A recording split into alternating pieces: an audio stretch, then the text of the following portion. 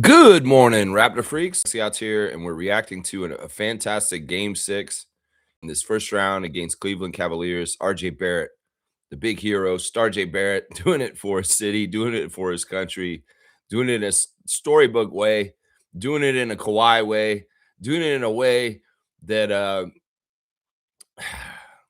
this is just amazing, man. Like, if we really think about the journey of RJ Barrett in the last year and the stupid stuff that I've been defending him against and saying all this stuff to people is like, no, he's a keeper. No, he's somebody we need to keep on this team. No, he's a real one for our city. No, he's all this and he's all that. And everybody who's been talking about his contract, toxic asset, this, bad defender, that, you guys have been idiots. And I was not with you the whole time. And I have the records to show this. And on this channel, every single day I stood for RJ.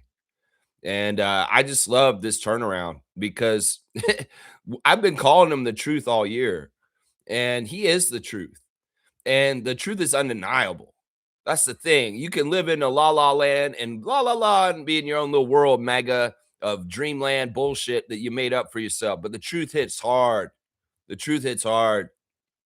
And RJ Barrett is the truth embodiment. And I love it because at this point, he's fully got Raptors Nation behind him. He's got a Canadian heritage moment. He's got people that don't even like basketball talking about him and talking about how proud they are of him. And that, he's a Canadian through and through. And that this country can feel a lot of national pride because of RJ Barrett last night. I don't know what's going to happen tomorrow with Game 7. If the pattern holds true, well, we'll be done. But there's that chance. There's that ability to go above and beyond. There's that ability to put that pressure on the Cavs and see if they crumble and falter in a very, very important Game 7 where we have, in some ways, nothing to lose because we've been kind of playing with house money all this time. Yeah, this is an amazing thing. I'm still kind of like not totally aware of what happened last night because it seems like a dream. And when I was watching the game last night, it was weird because, I felt bad that I wasn't at the game. And in some ways, I was going through a lot of emotions that, man, if they screw up and they don't make it, I'm going to feel sad because I didn't go. So I was so happy they won. And in some ways, I wasn't totally sure they were going to win, like most of y'all were. These games that they've been winning in Toronto have been close. They've been a little bit of a nail biter. And this one was definitely like that. You be leading the whole game for most of the game, and then you see things start to develop at the end because Harden and Mitchell are doing what they need to do to make baskets to help their team try and come back. You see an Evan Mobley 3, you're like, whoa, yeah, this is not good. But then you see Scotty moving in a new way. Scotty leveling up again. Scotty being what people said at the beginning of the telecast is you win these series through superstars. That Donovan and James, they got to get up and get to the basket and get the points to carry the Cavs because superstars are what are needed now. The role player can win the game for you in the regular season, but a superstar wins you a game in the playoffs. And when we see a superstar on our team that wears number 4, a guy that is way more powerful than he realizes and way more powerful than most of the NBA around the world thought. And now they're seeing it for real. Yeah, there's no denying we've got 2 badasses on our team that will carry us with 2 of our starters out. There's no denying. These dudes are awesome, man. And the connection between Barnes and Barrett is amazing. I love the whole story about what happened. It's like RJ told Scotty before they came up court on that last possession, if you need to dump it off to me, I got you. I'm going to make this shot if you give it to me. And Scotty took it to heart. Scotty drove the paint, drew a lot of attention, and kicked it right out to RJ at the top of the key. And RJ took the shot, and I thought he missed it. I was like a lot of different people around the world watching that shot and saying, oh, he bricked it. And I was like, dang it, was that a good shot, RJ? Is what I said to my dad. I said that too fast because it fell in. And I was like, "Oh my god, it fell in." Wow! Oh my gosh. And it was like one of these things where I couldn't believe it. I was in shock. I was sitting there and I didn't jump up and down like most people did. I was just kind of like, "Whoa. Whoa." And also I was worried about the last couple seconds too, because it was time on the clock and it was a little bit like danger zone. When you have people like Donovan Mitchell and James Harden and the margins that close, you still I'm not getting anything celebrated until 0-0 is on the clock. That's just I've learned too much from watching the NBA. But yeah, it stuck and we did it. And even Tony Brothers and his bullshit couldn't stop us because he was fucking around with us too in the middle of the game. There was that one play. Oh my gosh, we had a steal and we were about to run it back, and all of a sudden it's a foul on Jacoby Walter in a dumbass bullshit way. Tony Brothers manipulating the game when we get a true steal, and he kills our momentum by saying, "No, it's an offensive foul." The way you jack that ball from him, yeah, I hate that. I hate that. There was ref manipulation. I will say that Mitchell Irvin was very fair to us. He was awesome. Justin Van Dyne was fine, but Tony Brothers was an ass yesterday. He really was. And there was definitely some kind of stuff he was doing to try and kind of cater to the Cavaliers winning game 6. But alas, RJ Barrett and Scotty Barnes had other plans, Tony. So your fucking bullshit didn't stick. Yeah. Anybody was saying that, because I heard the radio team was calling it out on the radio, Javon and Paul Jones saying it was 8 versus 5. Y'all were saying that in the Discord last night when some of y'all were listening to the radio broadcast. Yeah, I could see that to a degree. I don't know if it was 8 versus 5. It could have been at least 6 versus 5, because I know Brothers was against us. But those other two guys were okay, Van Dyne and Mitchell. The really interesting thing with the challenges, the challenges were very important last night. And the fact that Cleveland spent their challenge so early in the game, and Kenny Atkinson talked about it after the game. He said, "I don't ever like playing the whole game and never using my challenge and feeling like I waste it. So I'll use it. And to me, it doesn't matter when I use it during the game. I can use it at any time to try and get points back for us. It's all the same. Points are the same at the beginning and at the end, right? Okay, Kenny, whatever your silly philosophy is for challenges, it backfired last night. You need to admit that instead of saying, oh, this is why I did it this way. And I'm not upset about this. You call a challenge early in the first quarter, you lose the challenge, you ain't got no challenge, no teeth for challenge for the rest of the game. Meanwhile, our team's holding off on their challenge the whole game. And it's so good how we used the challenge last night that Raptors fans are saying Eric Curry is a badass right now, which is crazy. I mean, it's not crazy. I love Eric Curry to an extent because his challenge work has been very good. But his 905 work wasn't that good.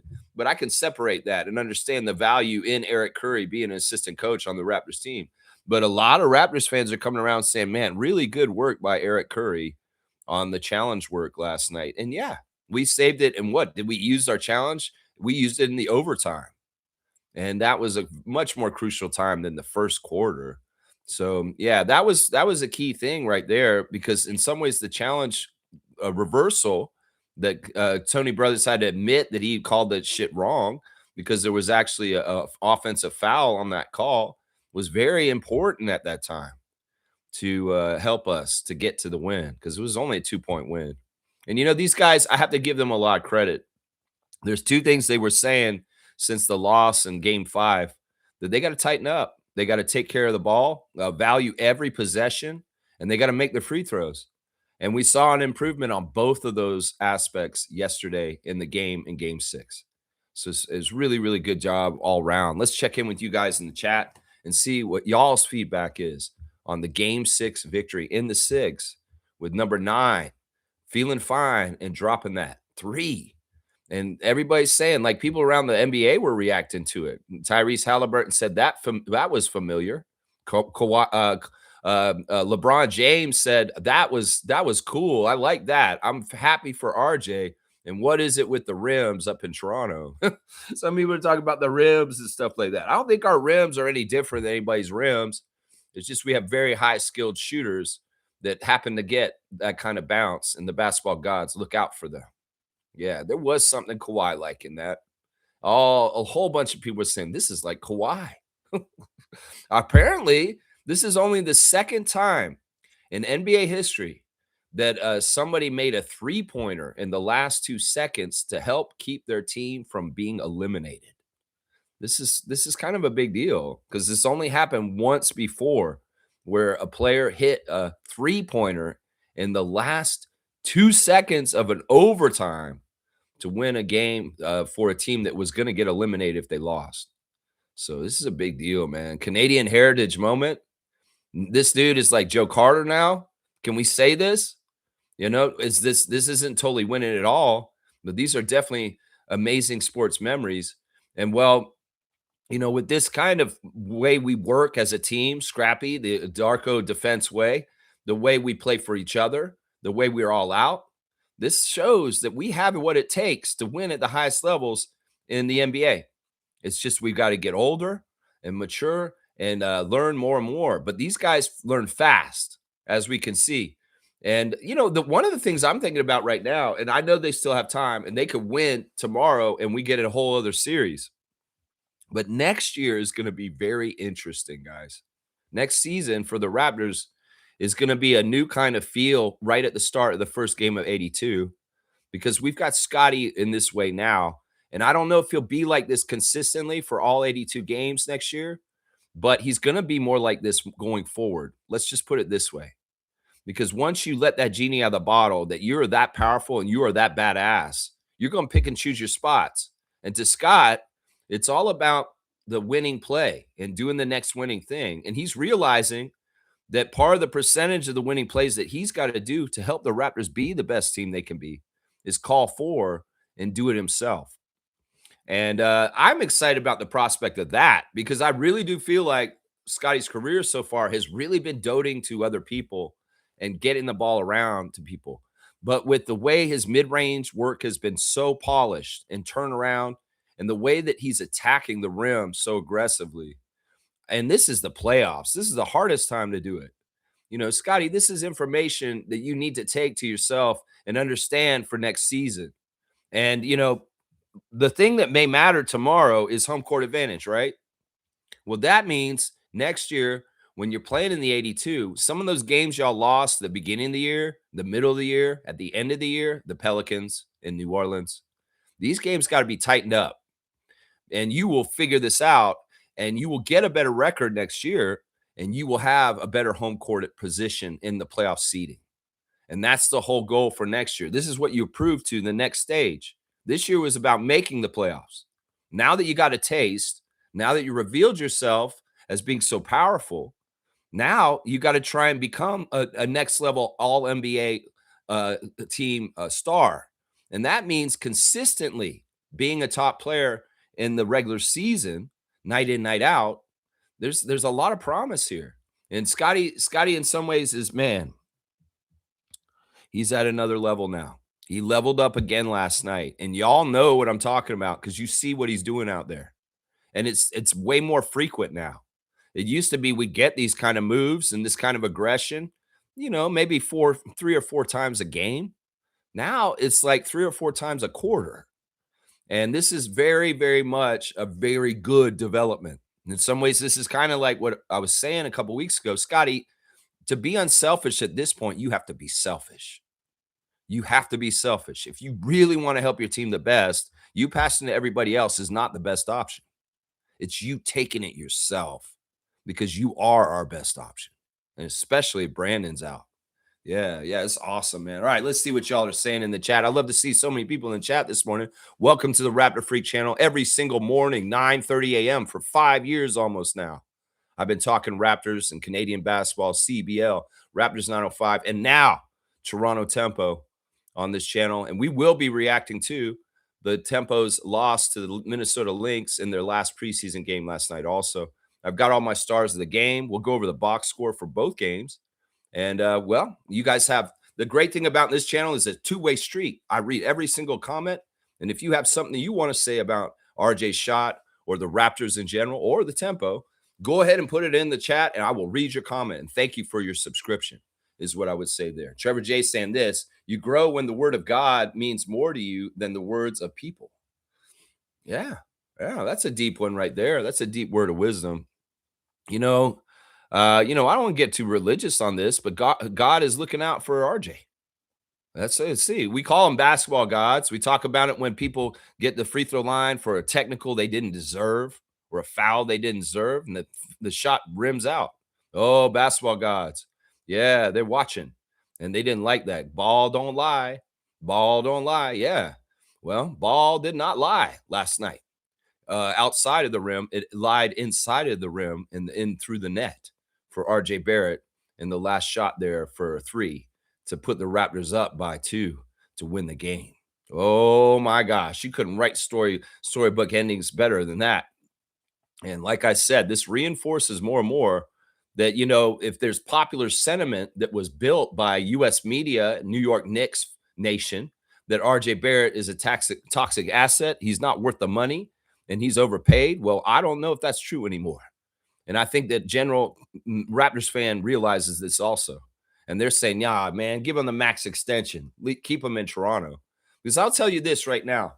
The most important synergy on this team right now with the Raptors is between Scottie and RJ.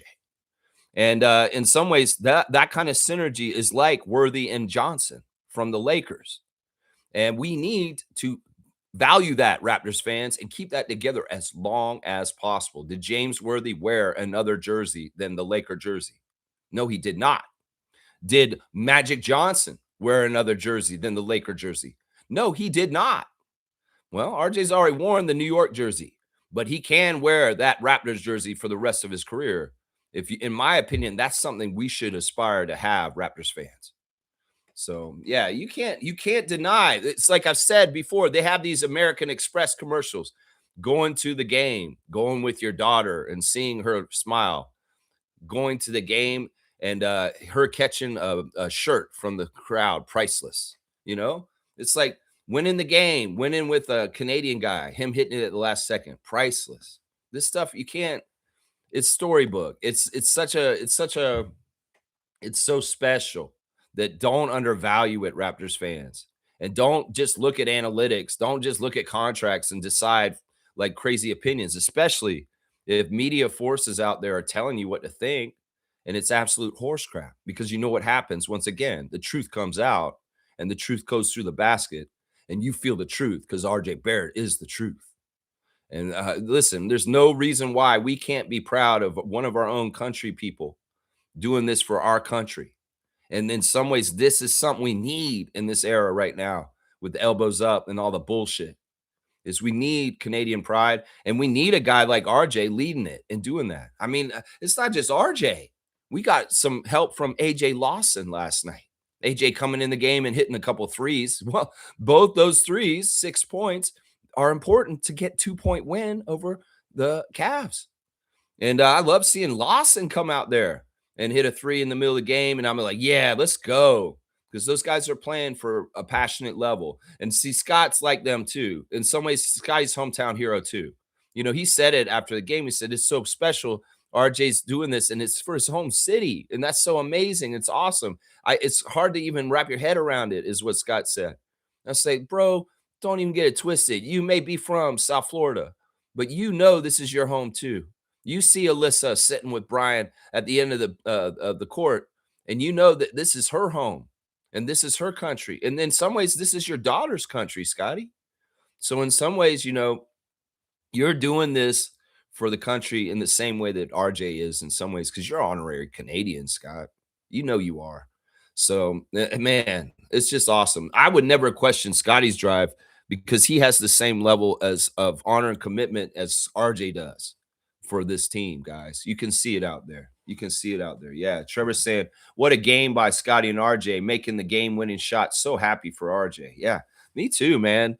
In some ways, it's like I just want the noise around him to quiet down. I want our fans to finally respect him.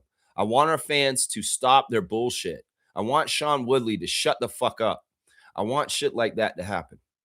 Because I've never come at RJ myself. I've always seen this for exactly what it is. And to me, it's so much nicer because, look, I do a lot of predictions on this channel.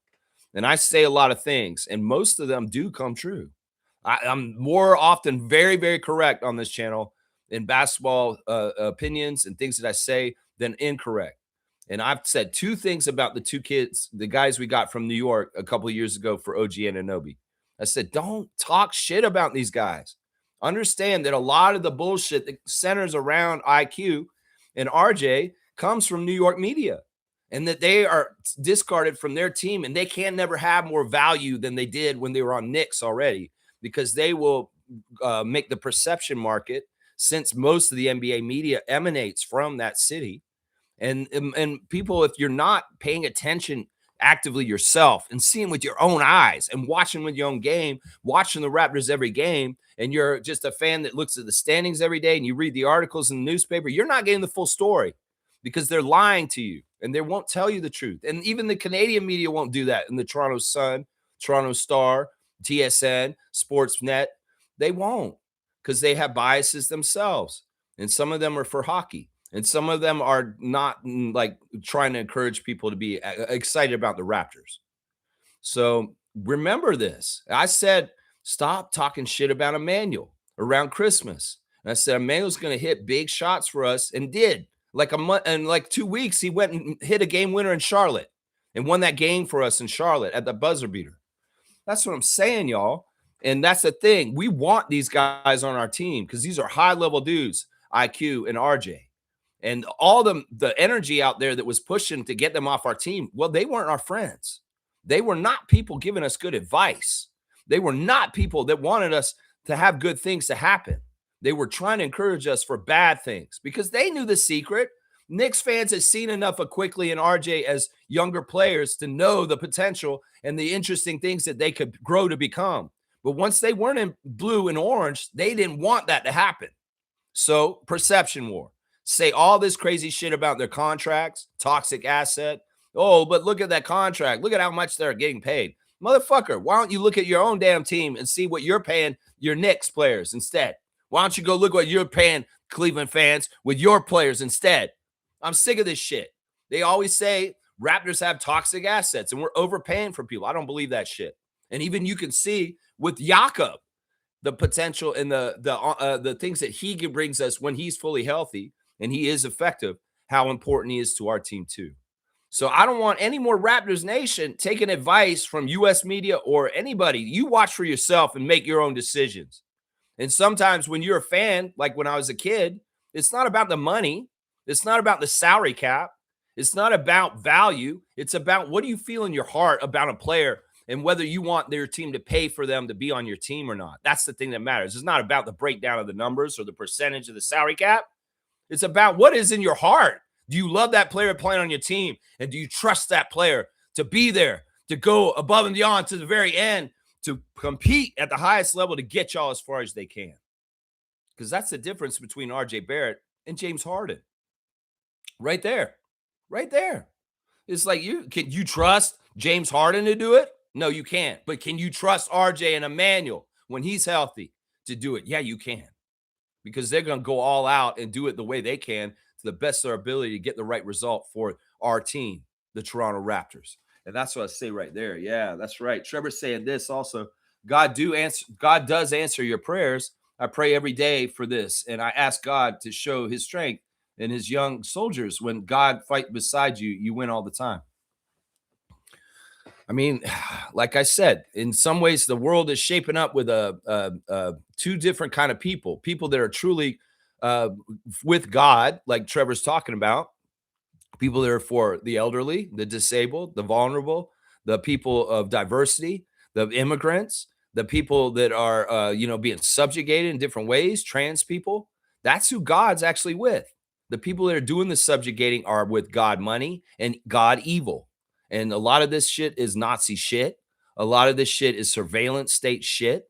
And that's why in the years to come, the natural world, the trees, the animals, us as humans, as being natural entities that are supposed to be on this planet, we're natural. We're the right side of things. And the unnatural world is the thing that's going to be all messed up and screwing us over.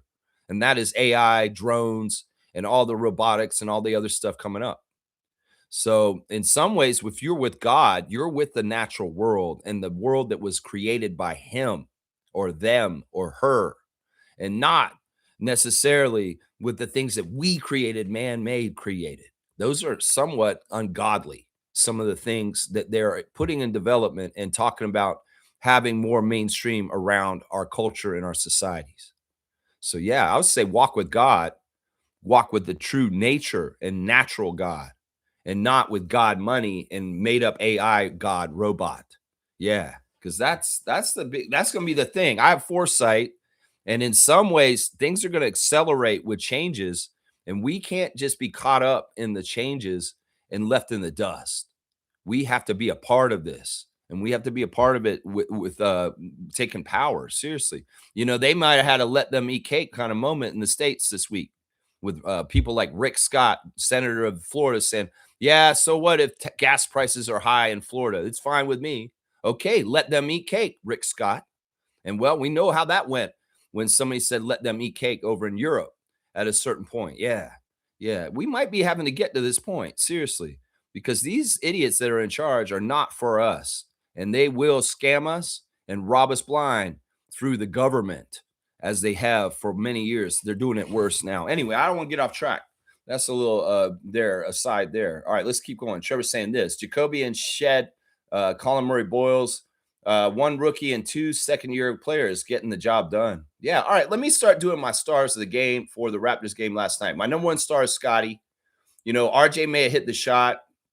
RJ may be getting that highlight and getting that shine, but man, Scotty was on another level last night, guys. 48 minutes for him, first of all. He played a full NBA time slot, 48 minutes, and he did not take time off. He was out there working his ass off the whole time. Maybe there's a little bit of like, hey, you bring the ball up and I'll kind of rest on this time up the court. Maybe it's a little bit of like, yeah, maybe we'll call a couple of other people's numbers on this possession because I need a breather for a second. But he played 48 minutes in an overtime game at a high level in the very, very all out kind of way in the playoffs. And this is a high exertion of energy that Scotty did last night. And that's the thing. I think these guys heard the whole thing from game 2 after. They said, Darko said, you guys aren't even tired after game 2. This is not how it should be. And I was echoing the same thing on this channel. It's like, bro, you guys aren't doing the playoffs right if you can't barely walk at the end of the game. You have to go all out and leave everything on the court. And I can honestly, very proudly say that since Darko had that talk with them after game 2, that our Raptors are taking that to heart and they really are leaving it all on the court because we can see just how hard they're working and we can see how sweaty and tired they are after the game, how bouchered they are, how they're ready to collapse at the end of the bench like Chris Boucher did iconically a couple years ago. They are bouchering themselves as far as working so hard that they collapse on the bench. Scotty, 25 points on 11 of 21 shooting. He was, the thing was, and this is why I made the comparison to him in his rookie year that he can be Kawhi, because I saw all the early little seedlings of him with this mid-range game and these turnarounds and these laser focused shots that just are going right in the basket.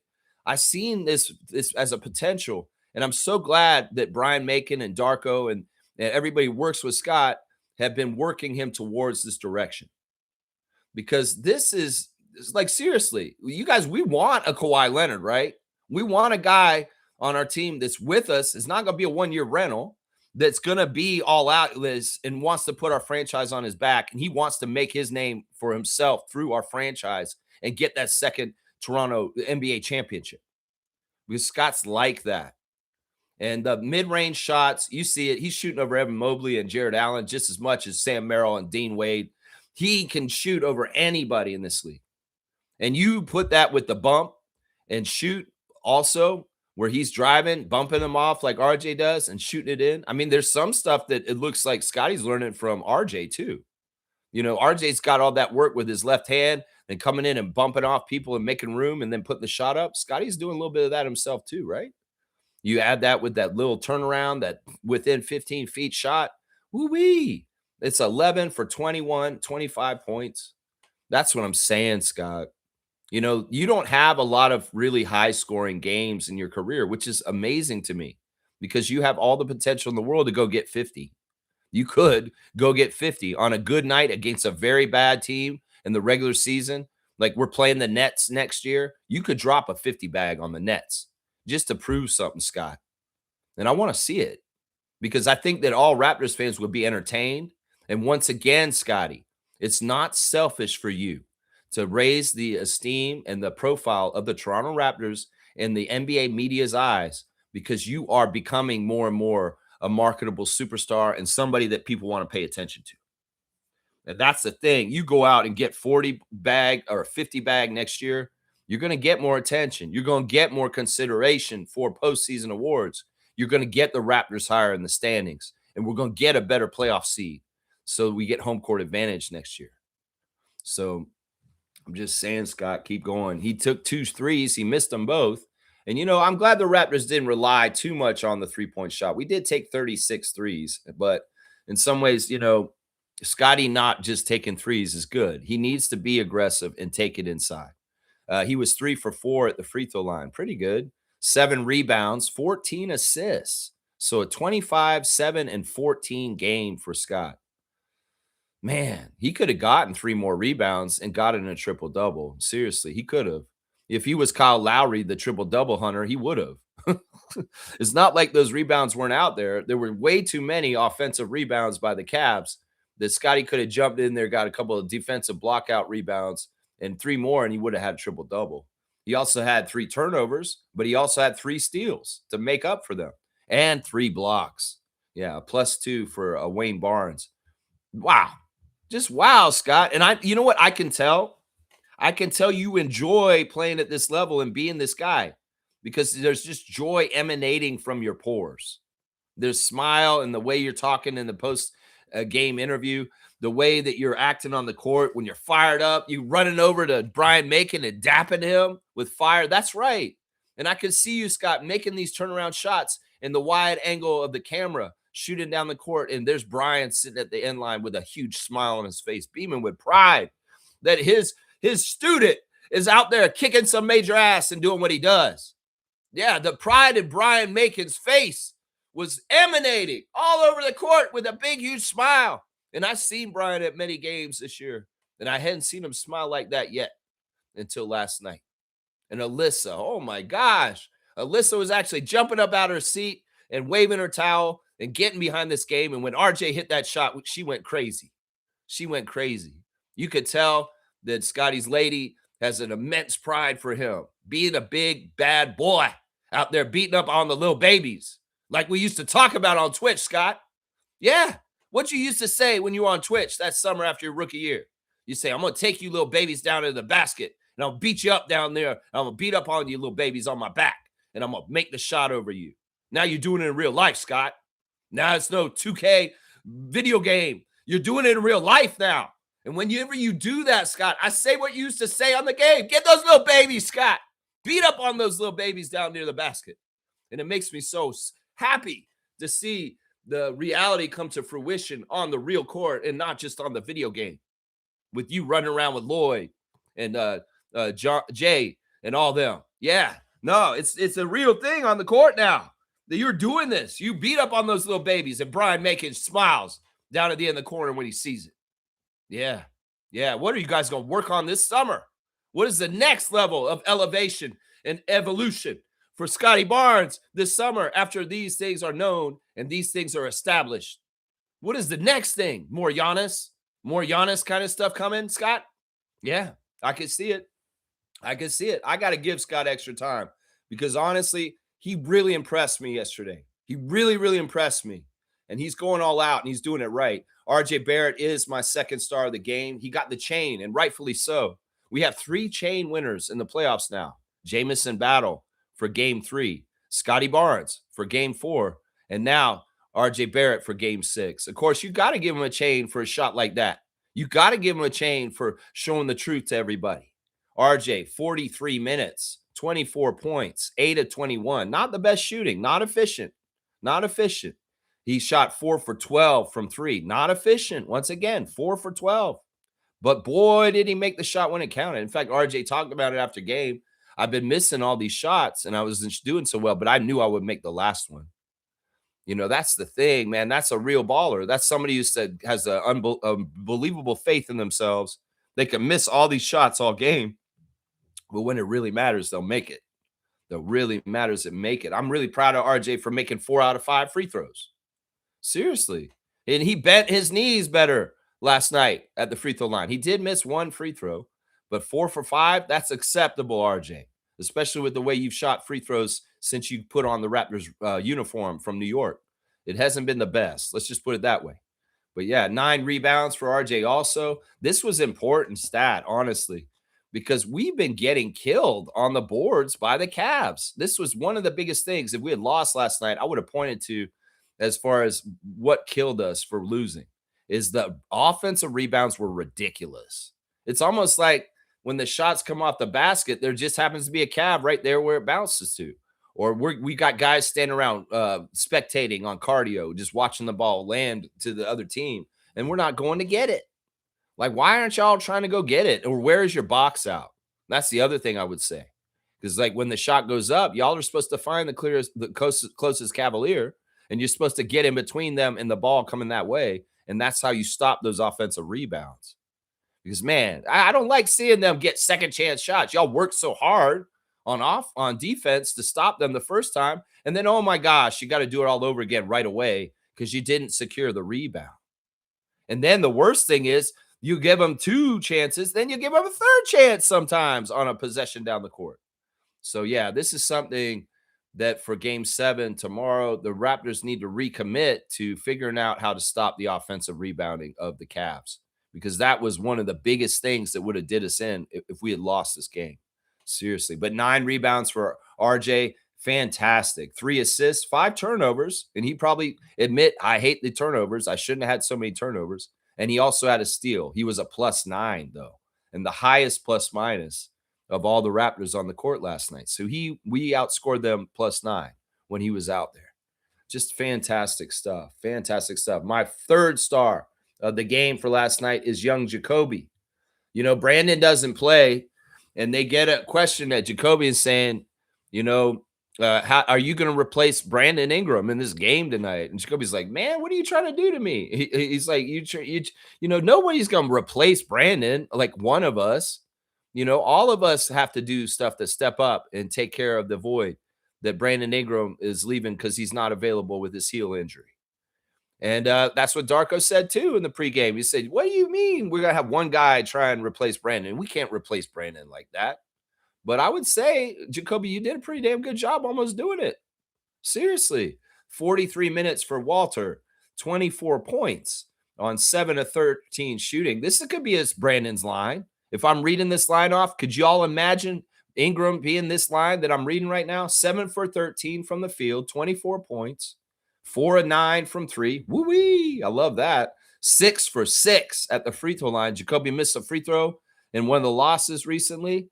He didn't want to miss no free throws last night. He took it to heart, and that shows the professionalism and the commitment of Walter to improve himself and know the big games you have to play perfect. Well, 7 for 7 at the free throw, or 6 for 6 at the free throw line. 5 rebounds for Jacoby, 3 steals and a block, and a -6. Yeah. I mean, look, if we didn't have Ingram, we had Barrett and Barnes. Walter, you were the third banana, and you did a good job. You did a good job. Because the thing we know with you is you're doing it on both ends. You're playing exemplary defense on 2 Hall of Famers, 2 guys right from the start that you're trying to contain and just stop. And you're going and getting yours too. You're getting those open threes. As he's calling them, he's finding the windows. He used that word a lot yesterday in interviews. He said, I just got to keep looking for the open windows to shoot through and make the shots. Jacoby's form and his confidence and the way he does things, in some ways, it's just like RJ. It's the truth. It's you put in that work, you put in the fundamentals, you do it the right way, you practice it ad nauseum over and over and over and over again. It's going to be automatic, and you're going to get the results, and it's going to be the truth. And RJ Barrett's the truth, and Jacoby Walter's 3-point shot is the truth, is what I would say to this. Yeah, I won't just look at Jacoby's stats for talking about him. Let's go look and see what James and Donovan did.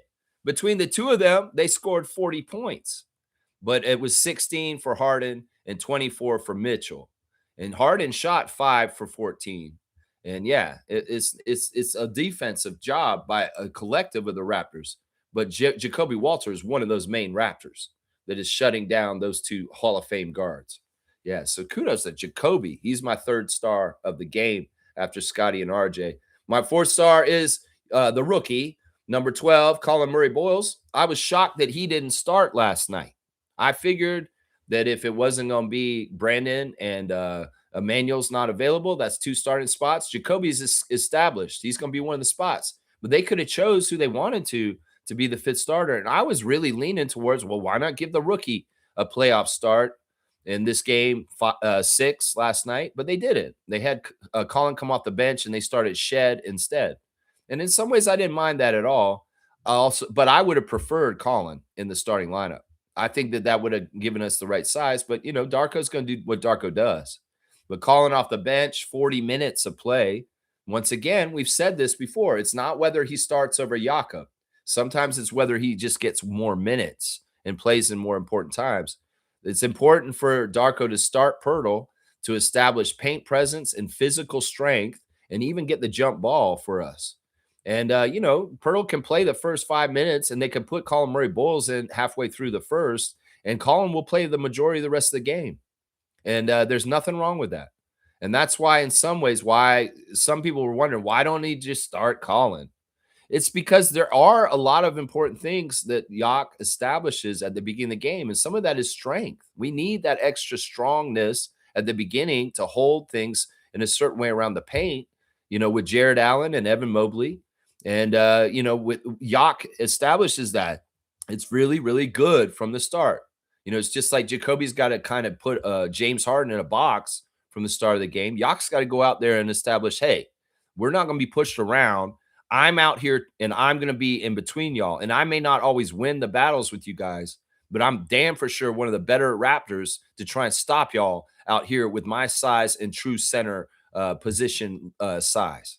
You know what I'm saying? So, yeah, Colin, 40 minutes, 17 points, 6 of 10 from the field, 5 of 6 from the free throw line, 7 rebounds, 2 assists, 4 turnovers, 2 steals, 3 blocks, a +2. I found that Colin was – he hasn't been the best the last 2 games. Last game, he was probably his worst game of the series. This game was okay, but there were times during the game where it really showed that he's a rookie. There were rookie mistakes in the middle of this game, whether it's a dumb foul, whether it's why are you doing a behind-the-back pass when that's not necessary, and we need to keep it simple and not flashy. Because there were a couple plays, Shed had one like that too, where they did a little extra kind of be cute. No, there's no time to be cute in the postseason, Jamal and Colin. Keep it simple, bread and butter, very easy, no flashiness. You want to do it where it's effective and executed, and you don't need to do the extra silly shit like a no-look pass or a behind-the-back pass. None of that bullshit. But Colin also had a problem at times with being too strong, being too fast, and being too hectic. In some ways, him and Shed have this in common. They get a little too hyper. And Colin had some really nice shots near the basket that should have went in, but he was too strong in shooting them. And at times he was a little too extra. That's good. It's better than being lackadaisical and not being up with any energy. But you got to find the right balance, Murray-Boyles. You got to find the right balance with playing in control and playing aggressive. And that I would say the same for Jamal Shed too. They have a similar issue with this. But I felt like Colin was very effective at times. The stuff where he can catch passes from Scott and just throw it down. The stuff where he has such a light touch, and the rim likes him too, because the rim will bounce around a little bit and it'll settle and go through for him. He's done a lot of things fundamentally right with his training in basketball and his touch and the way he shoots, that he does get a higher percentage because of the way it's likely to drop in with the way he shoots. So, there's a lot to like there. Of course, he's a threat, a dangerous person. And the thing is, I'm going to stand on this comparison over and over again. And I know it's not catching fire. I don't hear anybody else saying this. He is just like Charles Barkley in some ways. And if he gets an outside shot, he'll look even more like Charles Barkley. Because the thing about Barkley that people don't remember about him in the 80s is he's a very explosive offensive player who, if you give him the ball anywhere within 15 feet of the basket, he's a threat to just turn around and muscle his way with speed and size and strength and just dunk it on people. And that's the thing. Barkley was amazing like this. And I think people are sleeping on this, that they don't realize. Some people will compare him to Draymond Green, and people will be very excited and say, and Colin will say, I love that comparison. I want to be like Draymond. But I'm going to say this, Colin. Maybe you do have the defensive acumen of Draymond Green in some ways, but you could have the offense of Charles Barkley also. If you really wanted to fully round your game on both sides of the ball, you have the potential for your offense to be absolutely insane as your defense is. And I'm saying this as in your rookie year, just like I said stuff about Scott in his rookie year, and people laughed at me. They said, oh, no, the three people I think Scotty are like is Magic Johnson. Everybody knew that right away. Yeah, he looks like Magic Johnson. Kawhi Leonard. Well, you can see the Kawhi Leonard last night, fans, right? You see Kawhi Leonard and Scotty? Yeah, you see it. And then the other guy was Tim Duncan. And everybody's like, whoa, Tim Duncan. How the hell are you going to put all that on Scotty Barnes in his rookie year, Raptors freak? How can you say Scotty Barnes is got those three guys as his combination? Well, I explained it to them. Well, Scotty's going to have a mid-range turnaround game like Kawhi, and he does. I was right. And he's going to become a team defense player like Tim Duncan, where he's going to be the center of the team's defense, and he's going to help defend. He's going to come and block from other places, and he's going to do all this stuff like Duncan did for the Spurs. And that's the thing. What are you talking about, Lex? Yeah, you think I'm crazy? Well, come fucking see me in 5 years, into his career, and see if I'm fucking crazy still since 2021. No, I'm not crazy, because you're seeing it in fruition and the way that Darko's developing him and Brian Macon is training him. And that's the thing. Scotty is the ultimate team help defender in this league. And if we think about the career of Tim Duncan and what he did in that position and how unselfish he was and how he was for his team, Scotty has shades of him in it. He does. And you could see it because all the other Raptors are saying it now. It's like we watch Scotty on defense when we react around him. We let Scotty make the decisions on defense and we switch around him.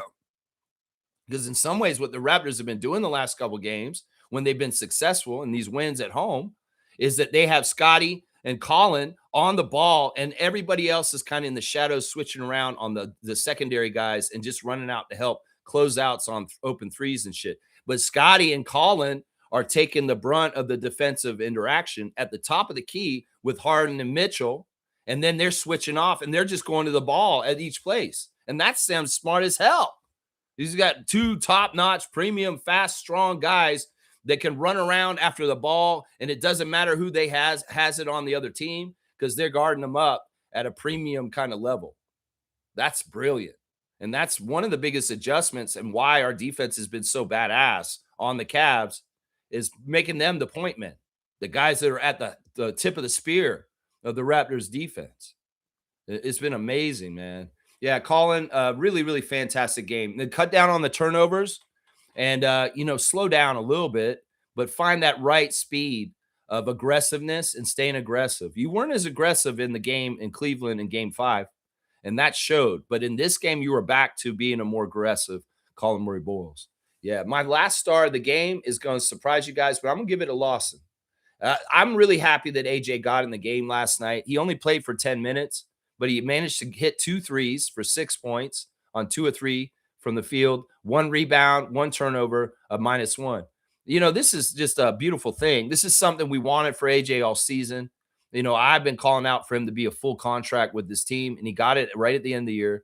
He was such a yeoman's work for the 905 all year. Some of the stuff he did for 905 showed up in this game last night.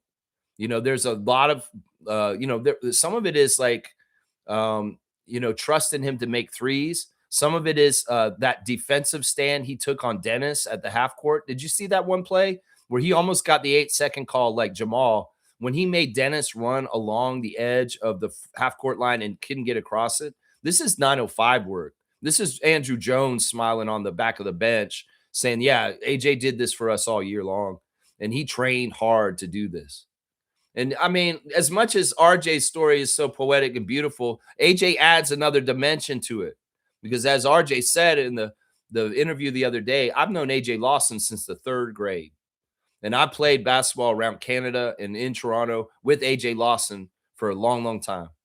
And the fact that they can both be out on the court at the same time, our Canadian content, this makes it even more patriotic. And in some ways, it makes it more special because RJ can share these memories with AJ into the future. And, it helps with all kinds of things. It's a symbolic thing of how Canada is becoming more of a global power in the sport of basketball. That we got 2 guys from our city out on that court playing for us in high stakes, meaningful games. This isn't having a Canadian guy on the end of the bench just as a cheerleader, like like some in the past. No, these are high level guys that are actually playing meaningful minutes and hitting a game winning shot. And that shows that our nation is arriving more and more. And I love that, man. AJ, revel in this. You were in the finals with the Mavericks and Luka against the Celtics a couple years ago. So it's like this is not a place that is new to AJ. In fact, in some ways, AJ Lawson is one of the Raptors that has the most playoff experience out of all the guys on the team, including Jakob, Brandon, and RJ and Emmanuel. That AJ may even have, I'm saying. So it's like you can put him out there and everybody's like, whoa, it's G League. Whoa, he's a 2-way. What are we doing? No, he has the right stuff to do this. And he's worked so hard in the years in the G League and being a 2-way for Long Island Nets and Raptors 905 that he deserves this chance. It's not like Elijah and Chucky. Those guys are rookies. Those guys have not been in the league for 5 years like AJ Lawson has. And in some ways, that's why he's out there and that's why he's doing this. Yeah, I was surprised. It wasn't Grady. It was AJ who got out there and did this. Yeah, those are my 5 stars of the game. Scotty, RJ, Jacoby, Colin, and AJ Lawson. Yeah, we'll go through the other guys real quick. Pirtle was limited in some ways, but he was fine also. We need to temper our expectations with Jakob. There is a range of output with him. We can get a 20 point, 10, 15 game rebound game too sometimes. But sometimes it's all about what I said earlier is just being a big guy out there like Steven Adams and just being a little bit of an enforcer, a little bit of a reminder. Yeah, don't push us around because we do have a big, huge Austrian guy. And sometimes the stuff that he does isn't about stats. We got to remember that, Raptors fans. Sometimes what he's getting paid for isn't about getting stats and looking good on the box score to you guys. Sometimes it's about just size and quality control. And in some ways, you guys got to also realize, with DeJounte Murray punking us in the middle of the season, there are people that will try and punk us. And in some ways, the strength of Yak and the ability of him to be around just in case is underspoken about what actually he can do and what he does and what he helps us with. So yeah, don't always just look at his stats. There's a lot of stuff that is important, and we're not even scratching the surface on talking about setting screens and getting guys open looks because he's such a big wide body that he can help them get room off of their defender. So there's so many different things. Plus, once again, Jakob is on the scale of big man passing towards Jokic as far as one of the better passers at his position. And his hands are excellent a lot of the time. It isn't all the time. He has had bad hands in games in this series, but often his hands are very good at catching the ball in an instant, especially with Scotty, with his passing being so abrupt and so immediate. You have to be ready all the time with Scotty Barnes as your teammate because he might rifle a pass over to you very quickly, and your hands need to be good to catch it. And, I love how Yak rolls to the basket and they find him and he gets these thunderous dunks and stuff. That one play where he went at the basket, Jared Allen obviously crossed his arm and fouled him, but Tony Brothers was an asshole and he messed up that call. Yeah, he should have called foul. Instead, he said clean block and they got the ball going the other way. And Yak gave him an argument, and everybody on the broadcast saw the truth of it too, that Tony was wrong on that call. 22 minutes for Yak, only 2 points, 1 of 3. He should have had points for that roll to the basket that Allen crossed his arm. 4 rebounds, 1 assist, 2 steals, and a block. No turnovers for Yak. Yeah, in some ways, it's like, look, just let him be our big guy just in case of emergency. There was foul trouble last night for multiple guys. And there was the possibility that Colin Murray-Boyles wasn't going to able to be out there at the end of the game. Jakob Pearl's not the worst backup plan, just in case. I'm just saying, Shed in the starting lineup again. I don't totally agree with it. I think he should still be the backup, and they should have started Colin. But Jamal was fine. And in some ways, the broadcast crews are like, man, we can't afford to have Jamal out.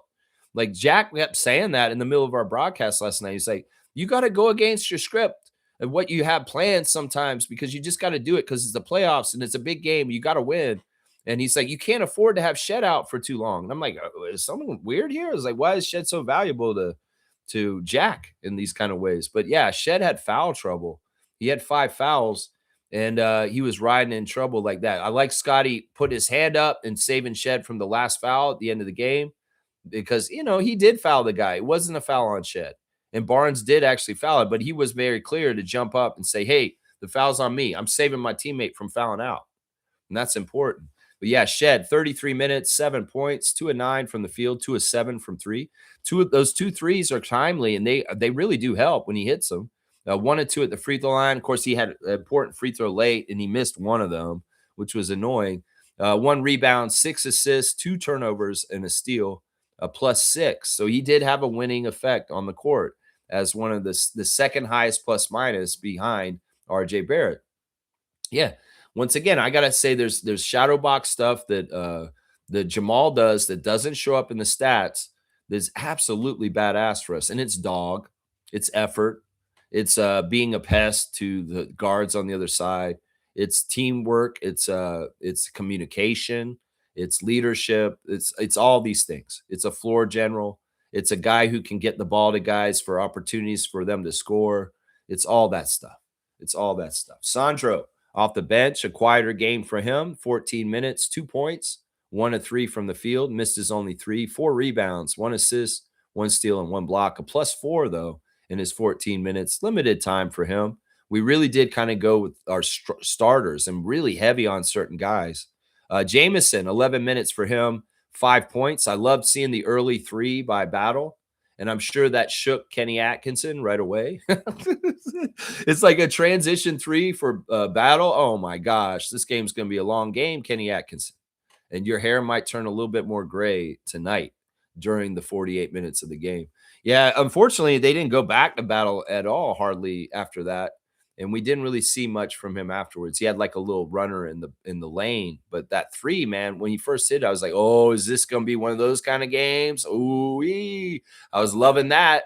An early Jamison 3. Look out! But yeah, that's the box score for the Raptors. Looking at the players who played, I was kind of shocked that Grady didn't get a chance a little bit, but maybe at this point, the trust is not totally there for Darko with him. On the other side, Donovan Mitchell was the leading scorer for the Cavs. It was weird because it says here he played 41 minutes, but it seemed like there was a huge chunk of the game that he didn't play. He was hurt on the down low, guys. At halftime, Monique, the super fan Lawrence, was texting me saying Mitchell's hurt. Mitchell's hurt. And I was like, is he out? Is he not going to play for the rest of the game now? But he did sit out for a long period in the middle there, and then they brought him back in and he played for the rest of the game, but he was playing hurt. You can tell Donovan Mitchell's not 100% at this point, that he wasn't moving exactly right in the second half in the overtime. And that definitely helped us in some ways, seriously, because he's not 100%. I can tell. I can very much tell. Evan Mobley has been annoying this whole series with his threes.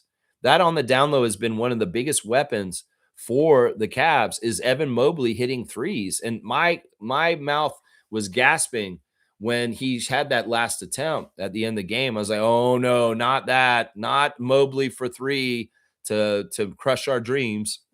Alas, he missed it. He was a little further out, not as close to the 3-point line because we pushed him out further, and he didn't really get totally a good set, and he kind of lofted it and chucked it.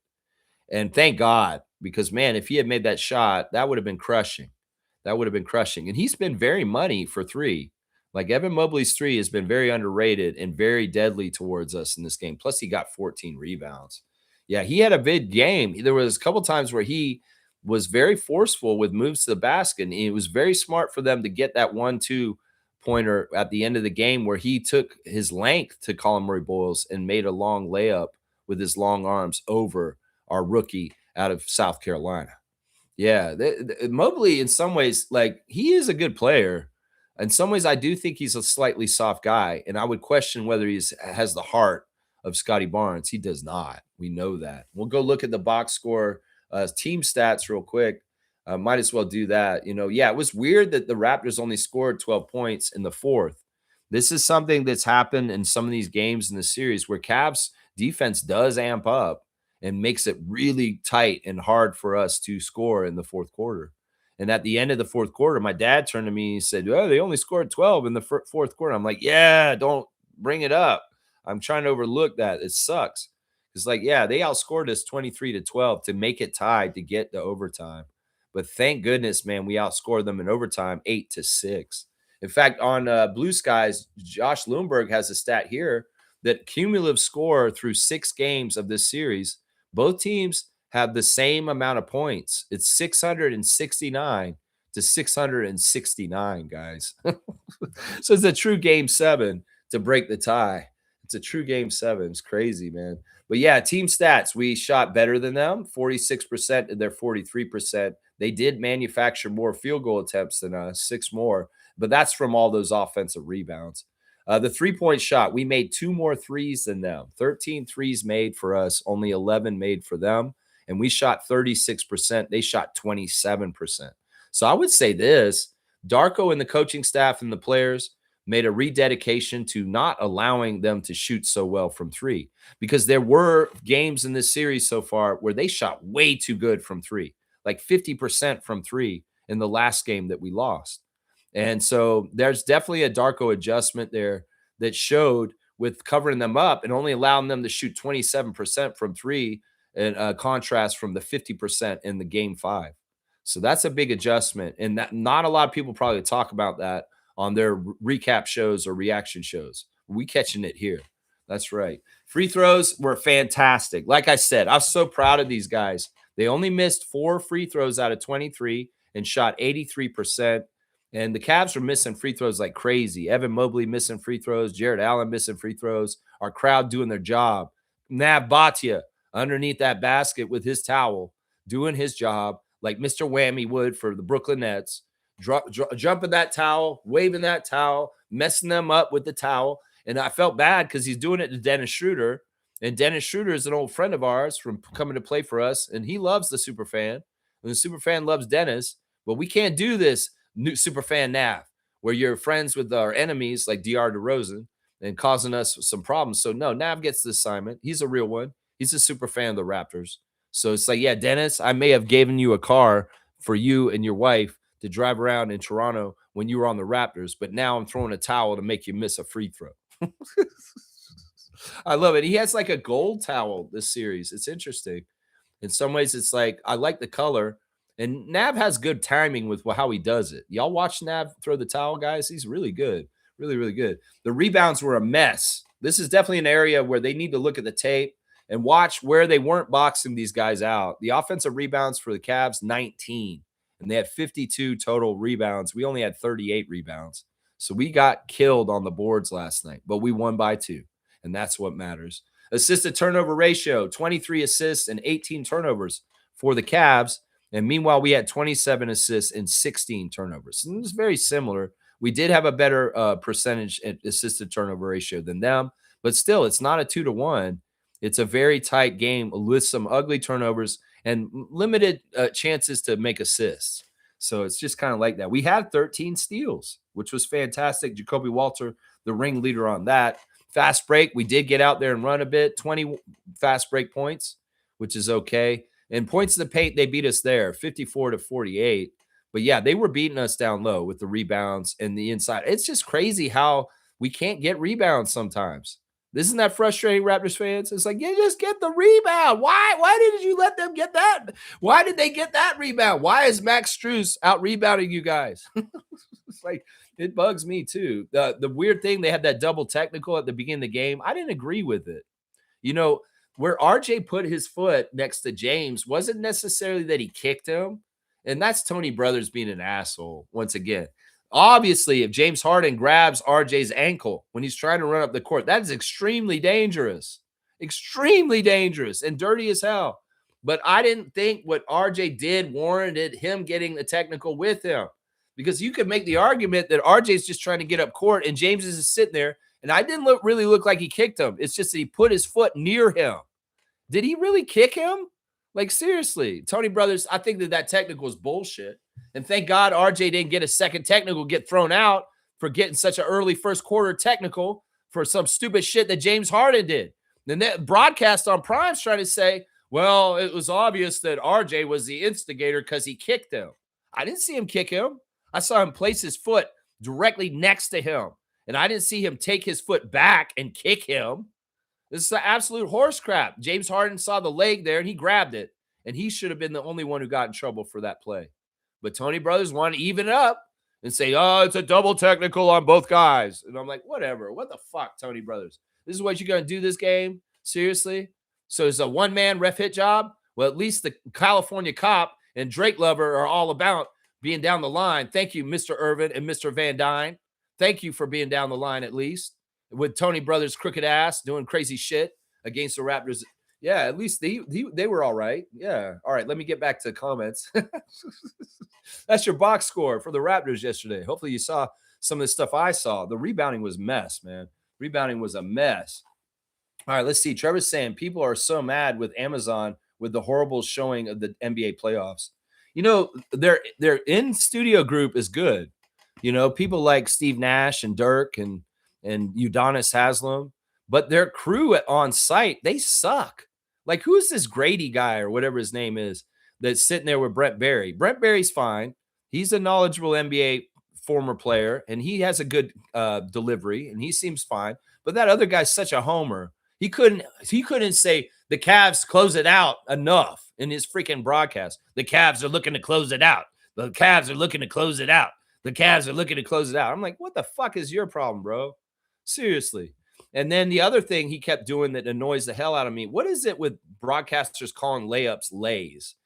RJ with the lay. What is he out on the bars looking for singles? He's out there for the lay. Like, what is this new term? I've never heard broadcasters say the lay for a layup. Like, who's doing this? It's not cool. It sounds stupid as fuck. And I'm like, why do you keep saying that? You've said it like 5 times during this game. It's like, Evan Mobley with the lay. The lay? What the fuck is the lay? Is he eating chips? Is he eating one singular chip? Oh, he's RJ with the lay. I can't just have one. Fuck those chips. Get covered bridge. Canadian chips. That's right. But yeah, with the lay. What the fuck is that term? Seriously. With the lay. With the lay in. The lay up. But what is it? You trying to be cute? You trying to be a little saucy? Because when people talk about the lay, it means a whole different thing to me. Anyway, besides all that, we'll move on. We'll move on. Trevor J saying Steve Nash was so excited. He's saying that's my godson, and rightfully so. But shame on you, Steve. Shame on you for betting on the Cavs to win last night, and you've already come out with your prognostication for Game 7 that the Cavs are going to win that game too. Shame on you, Steve Nash. Are you one of those Canadians like Wayne Gretzky? Have you switched sides like Michael J. Fox? I'm more American now. I live in America. I forgot my Canadian roots. In some ways, it's like, yeah, I know I'm Canadian, but actually in some ways I'm South African too, guys. Honestly, if you really want the truth, I'm South African. Oh, I'm Canadian? No, wait, I'm American. I don't know what the fuck you are at this point, Steve Nash. Either way, you are RJ's godfather, and you need to treat your godson a little better and believe in him in Game 7 and predict that he's going to win, Captain Canada. Come on, Steve Nash. You were the greatest Canadian player for a long, long time until a man named SGA took it from you. And you're going to go ahead and bet against the Raptors in Cleveland on Sunday in Game 7 and say, I think Cleveland's going to win. Meanwhile, Udonis Haslem's at the end of the table with him saying, I think the Raptors are going to win. And we got Miami Heat's great leader and culture setter, Miami Heat culture. Udonis Haslem is the only one who believes in the Raptors out of those jokers on Amazon predicting Game 7. So salute to you, Udonis. You can see the truth. And man, I take your belief in what you're saying over some of those guys, because in some ways Your playoff experience was more successful than some of those guys on there. Dirk did get that championship, but what did Blake Griffin win? And Steve Nash, did you ever win a championship? I don't think you did. So in some ways, as much as I love you and respect you, in some ways I lose respect for you because you're not willing to ride with your own country and get behind saying, well, I think the Raptors could win this game. You look a whole lot better, Steve Nash, in the pregame if you say, I believe in my godson, RJ Barrett, in the Raptors, and they're going to win this game. But no, you said the Cavs are going to win. You said the Cavs are going to win, Steve Nash, and you even doubled down on it after the game saying you think they're going to win game 7. So ashamed of you, man. So ashamed. Medved Ted saying this. Good morning to Medved Ted. Such an amazing game. Down 2 starters. Scotty set the tone like a true leader from the start of the game. This is so true. Isn't it fun to see the evolution of Scott? Isn't it fun to see the new levels he levels up to? I mean, I messaged Lloyd on Instagram. Why not Lloyd? Scotty's good friend, his 2K buddy, who I am in contact with. And I said, Scotty has evolved so many levels this year. It's like if this is a video game, he's just like hyper leveling up. It's like he's just leveling up, leveling up, leveling up. He leveled up again last night. He's a different player from month to month this whole season. If you think about Scotty at the beginning of this year and who he is now at this point after this game last night, he's a much more powerful player. He's a much more confident player, and he's much more knowledgeable of what he is capable of. And that's dangerous for the rest of the league and amazing for us in Raptors Nation. Yeah, it's amazing what Scott has grown to from the beginning of this year to what he is now, because this has been the biggest leap his whole career so far as a season. And part of it is this playoff experience that we're getting with him right now. What's happening right now is part of it. That's right. Medved Ted saying this. RJ making an amazing game-winning shot with his brother from the heavens, guiding the ball into the basket. I love that. That's beautiful, Medved Ted. I love that sentiment. And you know what? You're probably right.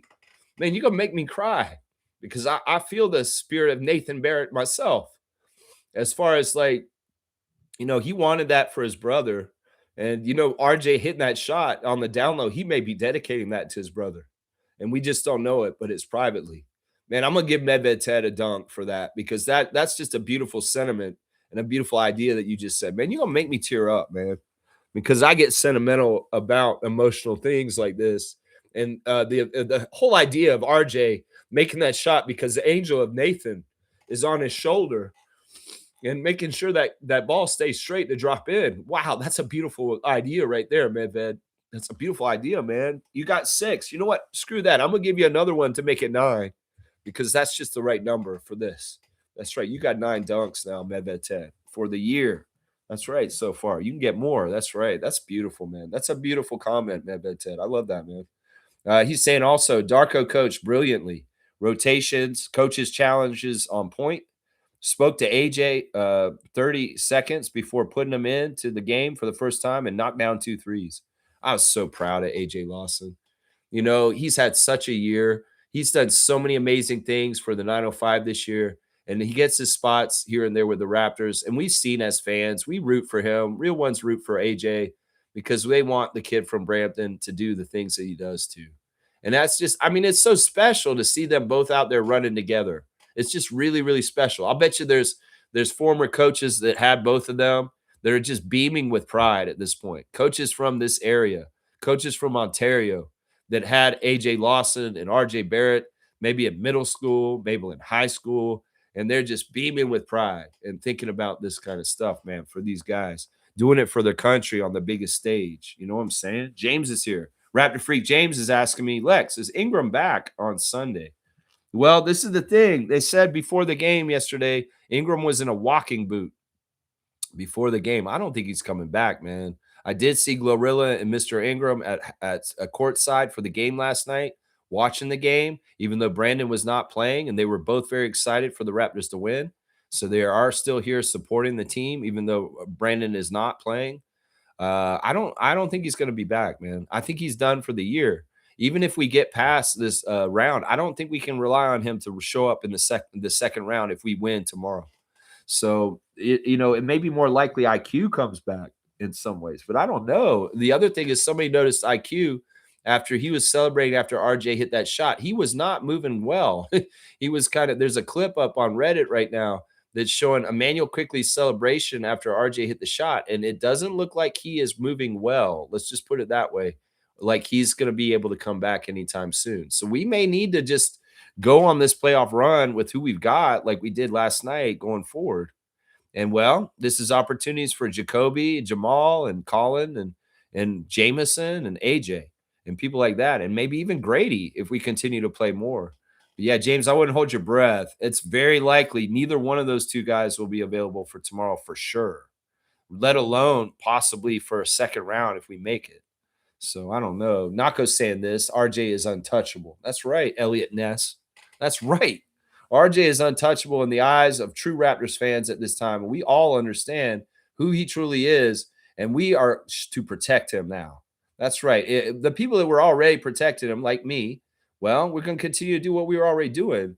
But I hope that more people will come around and be with that on that and say, look, I was against RJ. I said some stupid shit this year, but I see it now and I'm with him. And it's just pure. You win, you do successful things, you're going to get the fans behind you. Oh, yeah. Oh, yeah. So, RJ, you're doing it the right way. Look, if you want things to work out in your favor, go take control of it. Take the bull by the horns. And RJ Barrett's the epitome of it. He's like, look, y'all are saying all this trash. You want to trade me? You don't think I'm worth my contract? Well, let me go do this. Hold my beer. And I'm going to go do this. And you'll see what it is right here. Yeah. And that's what this is. That's what this is. RJ has such a love and a passion to play for us. He doesn't want to leave here. If he wasn't that for wanting to play for us, maybe he would be like, yeah, I'm not trying as hard. And then the rest of us will be like, yeah, we could trade him. Let's get rid of him. No, he wants this. You can see he wants this. And that's why we should all want it for him too. And, anybody who's been anti-RJ that's a Raptors fan, y'all are not in the right place at this point. And you got to shut the fuck up, is basically what I'm saying at this point. Everybody who said all that shit all year, you need to shut the fuck up. I was never one of y'all. And I always stood by my guy from my hometown. And I'm from Toronto. RJ's from Toronto. So I feel his energy and I'm why he does it the way he does it, for why he does it. That's what I'm saying right there. That's right. Untouchable. Jimmy's here. Good to see Jimmy. Jimmy, always good to see the Pope of positivity. Jimmy Pope in the chat. James is saying that Scotty dunk on Jared Allen was Giannis. Like, yeah. That was nasty. That dude's not easy to dunk on. This guy's a shot block leader often every year in the NBA. This guy is a long, tall guy. And not only that, he's got a big, huge fro that can get in the way of seeing things. So it's like, yeah, it's no fear. It's no fear. You're going to take the ball to a man like Jared Allen at the basket. You have no fear. And you are a badass. Yeah, that dunk was nasty. That dunk was nasty. Scotty has had quite a greatest hits list this year. Between blocking certain people and dunking it on certain people, there's probably a Paul B compilation video that we could put together of Scotty blocking the top players in the league, like Chet Holmgren and James Harden and LeBron James and Nikola Jokic, and then also dunking on a lot of people too. Like, I want to see that Scotty season highlight reel of just him dunking on superstars and blocking superstars because he's got a lot of people on his list now. I don't know if he keeps track of this, but in some ways, Scotty, you are getting a lot of people with blocks this year. That Chet Holmgren block in Oklahoma City, oh my gosh. You blocked the hell out of LeBron when we played the Lakers too. So yeah, you're getting a list. I saw you block Jokic too. So it's like, yeah, I want to see this highlight reel of all this stuff, man. And that Jared Allen dunk will be on there too. Yeah, Nako's saying the Magic played up to their name and disappeared. That's hilarious, Gerald. If you weren't a professional comedian, I would think that that was a very well-crafted line right there. So, yeah, let's see. Where's Gerald on here? Where's Nako the Nacho? He's getting a dunk for a goofy-ass joke that's perfect for what fits there. You got the Amir Johnson 15, my guy. Amir Johnson 15. There you go. There you go. I love it, man. Yeah, Pistons evening it up. And now the NBA's got a great Sunday ahead with 3 game 7s. Woo-wee! 3 game 7s this week. I think the Boston game's today, actually. So there's a game 7 between Philly and Boston today, and then our game 7 tomorrow, along with Detroit and Orlando's game 7. Yeah, 3 game 7s. Woo-wee! I believe our start time tomorrow will be 7:30 p.m. Eastern time out of Cleveland. is when we'll be playing tomorrow night. That's right. Let's see what else y'all are saying here. Trevor J saying the Lakers beat the Rockets last night and game 7 today with the Sixers and the Celtics. Yeah, there you go. That game 7 is important.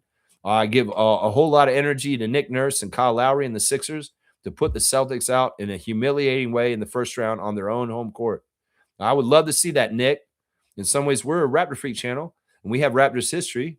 And the bubble series against the Celtics with Nick Nurse and Pascal Siakam and OG Anunoby and Kyle Lowry, well, there's some get back for Raptors Nation in a game 7 played today between the Sixers and the Celtics, at least for our coach and our growth. So I'd like to see them get this get back. It's like, come on, Nick, let's go Sixers. This is maybe one of the few days of the year where I actually root for the 76ers hardcore. And I am behind you, Sixers Nation. Yeah, Guardian Transit and all you old Sixers fans who used to come in here and talk to us and hang out with us. Yeah, I'm with you guys today. And I'd like to see y'all put the Celtics out of the playoffs in the first round because woo-wee, that would be too sweet. That'd be too sweet right there. So the Lakers got it done. Yeah, Scott Foster was reffing that game last night with the Lakers and the Rockets. And I guess he wasn't there to extend it. He was there to make sure that LeBron makes it out of the first round. So, yeah, the Lakers are moving on to the next round, and the Rockets are eliminated, Sarge. Yeah, Fred VanVleet podcast. I love you, Fred, but fire your co-host, Sarge. Fuck him. He's bad energy for your team, just like Kevin Durant. And boy, did that turn weird and wrong very fast. The Durant and Houston thing. Boy, did it did. Yeah. Jimmy's saying this. I just got to say props to RJ. He wasn't having a good fourth in overtime, but still had the confidence to let that fly. Shout out to the basketball gods for rewarding ethical hoops. Yeah. Yeah. In some ways, it's also like, look, we've got a lot of passion in our arena. We got a lot of energy. People hate us because we are so passionate. They wish their teams had this. There's fans of Cleveland that wish they had their energy around their team like we do. We're so good. We got outside people in Jurassic Park. They can't even get good people inside their arena inside of it. I mean, hate us. Fine. Rest of the league. Just know that is pure, unadulterated love and passion for your team. And this channel right here epitomizes that stuff right there. That's right. That's right. And well, that want, that collective want and the energy of Scotiabank Arena will help the ball fall through, just like Nathan's angel wings there to watch also. That's right. That's right. That's right. Jimmy's saying, I will tell you, he will not miss that much in the fourth in Cleveland. What a dub. And I just like, all right, we can see the Raptors as a work in progress. And from game to game, we see issues. And they really do tackle these issues and try and do better, whether it is improved free throw shooting, whether it is better guarding the three-point line so that the Cavs aren't killing us on the three-point line with Max Strus and Sam Merrill and Dean Wade and Mitchell and all that. We guarded the three-point line way better last night. And that may have been one of the biggest adjustments that helped us win last night, you know? And on the download, people won't talk about that necessarily right there, right? Right. But yeah, we'll have to see. This is so tough. I mean, everybody's throwing the stat at the Raptors after the game. You guys have never, the Raptors franchise has never won a single playoff game in the city of Cleveland ever. Well, that's a long record, and records are meant to be broken. And in some ways, the Raptors need to make history happen tomorrow. And Scotty, you could look at that and say, oh, that's disparaging. Oh, that's discouraging. No, fuck that. That means you guys need to be Star Trek, Captain Kirk, and you and Mr. Spock, Mr. RJ, need to take this team where it has never gone before. And that means beating the Cavs on their home court in the playoffs. And we're going to do this. We're going to do this. We're going to find a way. It's kind of like the A-Team. It's kind of like that Mission Impossible song going on behind in the back of your head. Dun, dun, dun, dun, dun, dun, doo-loo, doo-loo. It's like Mr. T, B.A. Baracus, and Hannibal and Faceman putting together a crazy armored car in a garage because they're locked up by some crazy-ass small-town terrorists that have put them in there because they tried to help a nice lady who had a house who was getting terrorized by these people. And now they locked them up in a garage, and now they got tinfoil and a lawn chair, and they made an armored truck all of a sudden. They're barging out of there. That's right. It's like that. We're going to do this. We're going to come in there. We're going to make a way. Dun, dun, dun, dun, dun, dun. That's right. We're going to figure out a way. in game 7. Something's got to break. But that's the thing. If we beat them, that's amazing. If we don't beat them, it's still amazing because they gave us something this postseason that we had not anticipated, and it just brought that joy, that excitement, that Jurassic Park, that real Raptors fan nation feel again. The feelings of, even if they fail tomorrow and they don't get this win, the brightness of the future for this team is undeniable. And nobody should be feeling bad about our team if we fail tomorrow because the future is so bright with Colin Murray-Boyles, Scotty Barnes, Jacoby Walter, and Jamal Shed, and R.J. Barrett, and Jakob Poeltl, and people on our team. That's right. That's what it is right there. That's right. Randolph saying this: blessings, beloved Raptor freaks, family. Blessings to you, Randolph. Also, you may be educated, experienced, and knowledgeable, but if you are loud and arrogant, it will ruin you. Your character matters more than any noise you can make. Man, I better watch out. That's hitting hard on me. It's like I can identify with some of this, educated, experienced, and knowledgeable, but also I am loud and arrogant at times too. I try to limit my arrogance in some ways for the team and not about myself. But we fall into our own stupid traps of our personalities and who we are sometimes. I'm trying to be humble, but when my team performs like this and RJ Barrett does stuff like that, it's hard for me. I could be a crazy NBA channel that just goes off on the opposing team and makes fun of them and says, ah, ha, ha, Cleveland, ha, ha, ha, and laughs at them. No, that's not the energy here. You do it in the classy way. You have to be a good winner.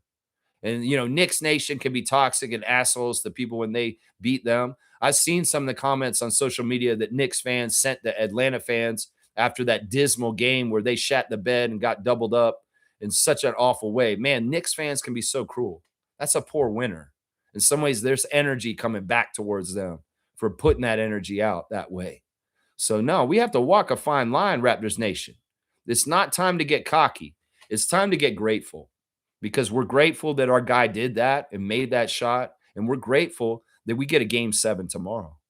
So it's not, that's the right energy. I've never agreed with immature kind of poking at the other team once you win a game because, man, there's still games to be played forever, the future, whether it's this season or next season, you don't want those receipts. So it's kind of like in life. The rules are don't treat anybody like how you wouldn't want to be treated yourself. So I'm not trying to come at any fan nations, the Cleveland Nation or anybody like that, because in some ways that will boomerang back at you. And that's the way to be right there. Blessings to the Phillips family and his words of wisdom. And I appreciate that. This is something that we all need to check on every once in a while, Raptors Nation, is let's be good winners because it's going to lead to more success. And the basketball gods won't get angry if you're acting like an asshole, like a Knicks fan or something like that. They'll get what they get. Trust me. So let's be above that because the success will find us like a high bounce 3-point shot made by RJ. The better we are. Let's put it that way. There you go. G for Life is here. Good to see you, man. Good morning. Great morning after a win. Yeah, wasn't that awesome? What a great game. So much fun to watch. And it's really getting mainstream attention because, Adriana was talking to me just earlier this morning, and she's saying one of the groups that she hangs out in to talk and talk to people, they are talking about the Raptors, and they never talk about the Raptors. They're more Leaf fans. They're more into hockey. And they're going on and on about the Raptors because of last night. And she's saying, I hate it because they're not with us, really. They're not like us, Lex. They don't come to games to get loud like you do.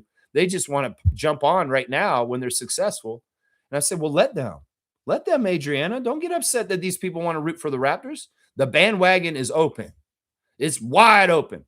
And if you are not somebody who follows the Raptors closely like we do on this channel, if you're somebody that doesn't really get into it, but you got into it because of last night, welcome. Welcome aboard. This is what we did in 2019, and we will do this every single time. I'm never mad when bandwagoners want to jump on and get involved with the Raptors all of a sudden because our numbers swell when this happens. And I'm not gatekeeping. You want to be proud of Canada? You want to be proud of a young man from Mississauga who hit a big 3 to help the Raptors win at the last second in overtime last night at Scotiabank Arena? Welcome. Thank you. Come sit down and let's talk basketball. And you know what? It is exciting. It is a Canadian heritage moment. Yeah. Yeah, I ain't got no problem with this. Let's not gatekeep on people that want to arrive right now and say, you know what, that is exciting. That's fun. I'm so proud of them. I'm proud to be Canadian. I'm proud of RJ, and I'm proud of the Raptors. Yeah, let's not gatekeep. Let's let them in. That's the way I'm looking at it right now. Dog house. I love that name. Well, Scotiabank Arena is a dog house because there's dogs that play in that house. That's right. That's right. What a freaking game last night. That's right. That's right. We got dogs. Patrick Beverly, yap, yap, dog. Patrick Beverly, yap, yap, yap, yap, yap, yap. We got dogs. We got puppies. They called them puppies a couple years ago. Emmanuel and RJ looked at each other when Pat Beverly said that. He said, he thinks we're puppies. Oh, we ain't puppies. You go tell Jamal Shed what kind of puppy he is. Yeah, no, we got dogs, Patrick Beverly, and we got a dog house full of them. That's right. That's right. Jimmy Pope is saying this right before tip off. I got hit with such emotion. I teared up a little, not gonna lie. I've had this happen during this series too. I had it for the first game of the series. I was like, man, the Raptors are back in the playoffs, and this feeling is unmatched. There's nothing like it. You know, Jimmy, it's just that, you know, you're like me, man. You're the Pope of Positivity. You've been riding with me on this channel for years now. And you know our passion is real and pure and true for them. And we only want the best things for them. We want them to get the second one of those. That's what we want. That's the whole goal of this channel is we do propaganda and subterfuge and talk about this team in a positive way. A lot of other channels about the Raptors are all about dissing them and talking them down and talking about trading this guy and doing this guy. It's very pessimistic, very negative. This is the positive channel where we stand for our team and we start as a fan and stand by them. And we don't want to denigrate them. We want to prop them up. We want to push them up to higher levels of support from us. And that's the energy that it flows through Jurassic Park and Scotiabank Arena, like in the game last night. And that's the thing. It's such a pessimistic, cruel ass world these days. Why can't we be positive fans and just love our team when so many forces out there, media forces and negative fans and people are all like, but they suck and all this stuff. Fuck that. We're fans first. And we want to root for our team, whether they win or lose. And that's what this is, Jimmy. You and I are one alike because I would have tears of joy before game one because I was like, the Raptors are back in the playoffs and it's been a little while and it makes me so happy. That's what it is, Jimmy. That's what it is. And you are having tears of joy and opportunity because you knew that last night before the game started, there was a story to be told. You didn't know the outcome yet, but you knew that just having the opportunity, just having the ability to have a game 6 in Toronto on a Friday night with RJ Barrett and Scotty Barnes playing, that's just like I said, priceless. There's something priceless about that, right? That's what it is right there. Yeah, this team has shown so much heart. I didn't want it to end. We got through it, and now we're going to Cleveland for game 7. Wow. I know I wasn't sure if we were done. In some ways, I was ready today, just in case, to do the postseason wrap-up, to kind of say, well, we're done. We're not playing any more games this year. The Raptors had other plans, and thank God they did. And well, let's see if they have more plans, and we get games in the middle of the week next week because we beat Cleveland at home tomorrow. That's right. That's what I want to see. Fiercey's here. Good morning to MJ, holding it down for us in the Ottawa region of the Canada. That's right. Good morning, fam, and happy Saturday. So proud of my team. The mindset shift from game 5 to game 6 was DAP, and they were not phased by the whistle. Yeah, they got to just do their game. That's what they've been saying all along this playoffs is we just got to be ourselves and play our game. And when they say that is this whole crazy defensive intensity that Darko has trained them on for this years that he's been coaching this team. That's what I'm saying. And in fact, Sandy's doing the same thing with the tempo. It's very interesting, the parallels between the Raptors and this brand new Toronto Tempo WNBA team. Sandy Brondello wants very much a full court press attacking defense that's pressuring the other team a lot. And she's got a lot of good guards on her team to do that.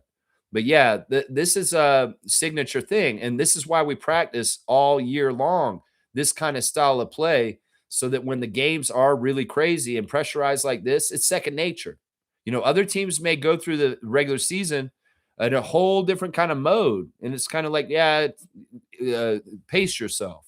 Don't go too crazy. It's a long season. No, all year we're going at that level. And it shows now in the postseason because this is the way we've been trying to do it all along. And that's part of the genius and the really good coaching of Darko. is that he demands this. This is the same thing with Sandy Brondello. She says, with the tempo is non-negotiable. You have to play defense the way I want you to. So just a little preview of the tempo in their WNBA season. They do plan to play a very similar kind of trapping defense at a full court kind of rate. I think this is indicative of the state of basketball in general right now, with the evolution of the cutting edge of what to do in basketball right now is very much like this. I think it's partly because of the finals last year with the Thunder and the Pacers, and the style of play that they played in that game is the style of play that we play, and that in some ways coaches are realizing to be the best in their leagues, they have to dedicate themselves to being like this at this point to get the best out of their team. So yeah, that's something that will be shared between the two Toronto basketball teams in the NBA and the WNBA. A very, very trapping, aggressive kind of defense that's going to be annoying to other teams. And that's what the tempo are showing already in the first two preseason games, too. It's not totally organized, and they haven't played together enough to really know each other. So it's really not working well yet. The tempo game was good. I want to say this. They hung with the Minnesota Lynx last night and were beating them for most of the game. This was very similar to the first game against the Connecticut Sun on Wednesday, where the tempo are winning the meat of the game in the middle and have a good lead, and they're doing really well. But in the fourth quarter, the other team clamps down and doesn't let them score very well and takes over and wins the game at the end of the game. And that pattern happened in both the preseason games for the tempo. But the game last night was interesting to me because it was on the road and it was against one of the top teams in the league. In fact, I think the Lynx had the best record in the league last year.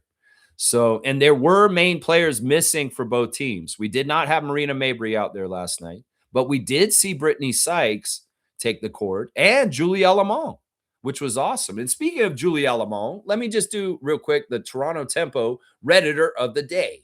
Toronto Tempo Redditor of the day is Realistic Towel 3281. And this is a Redditor we've done before. And their Reddit post is PSA, guys. Julie Alamont's name has a silent D. Yeah, some people may be calling her Alamand and stuff like that. No, it's French. It's a French pronunciation. She's Belgian, and she, her name is actually, like, this is what they say. The D at the end is silent. It's French. But most of you probably already knew that from French class, right? It rhymes with swan.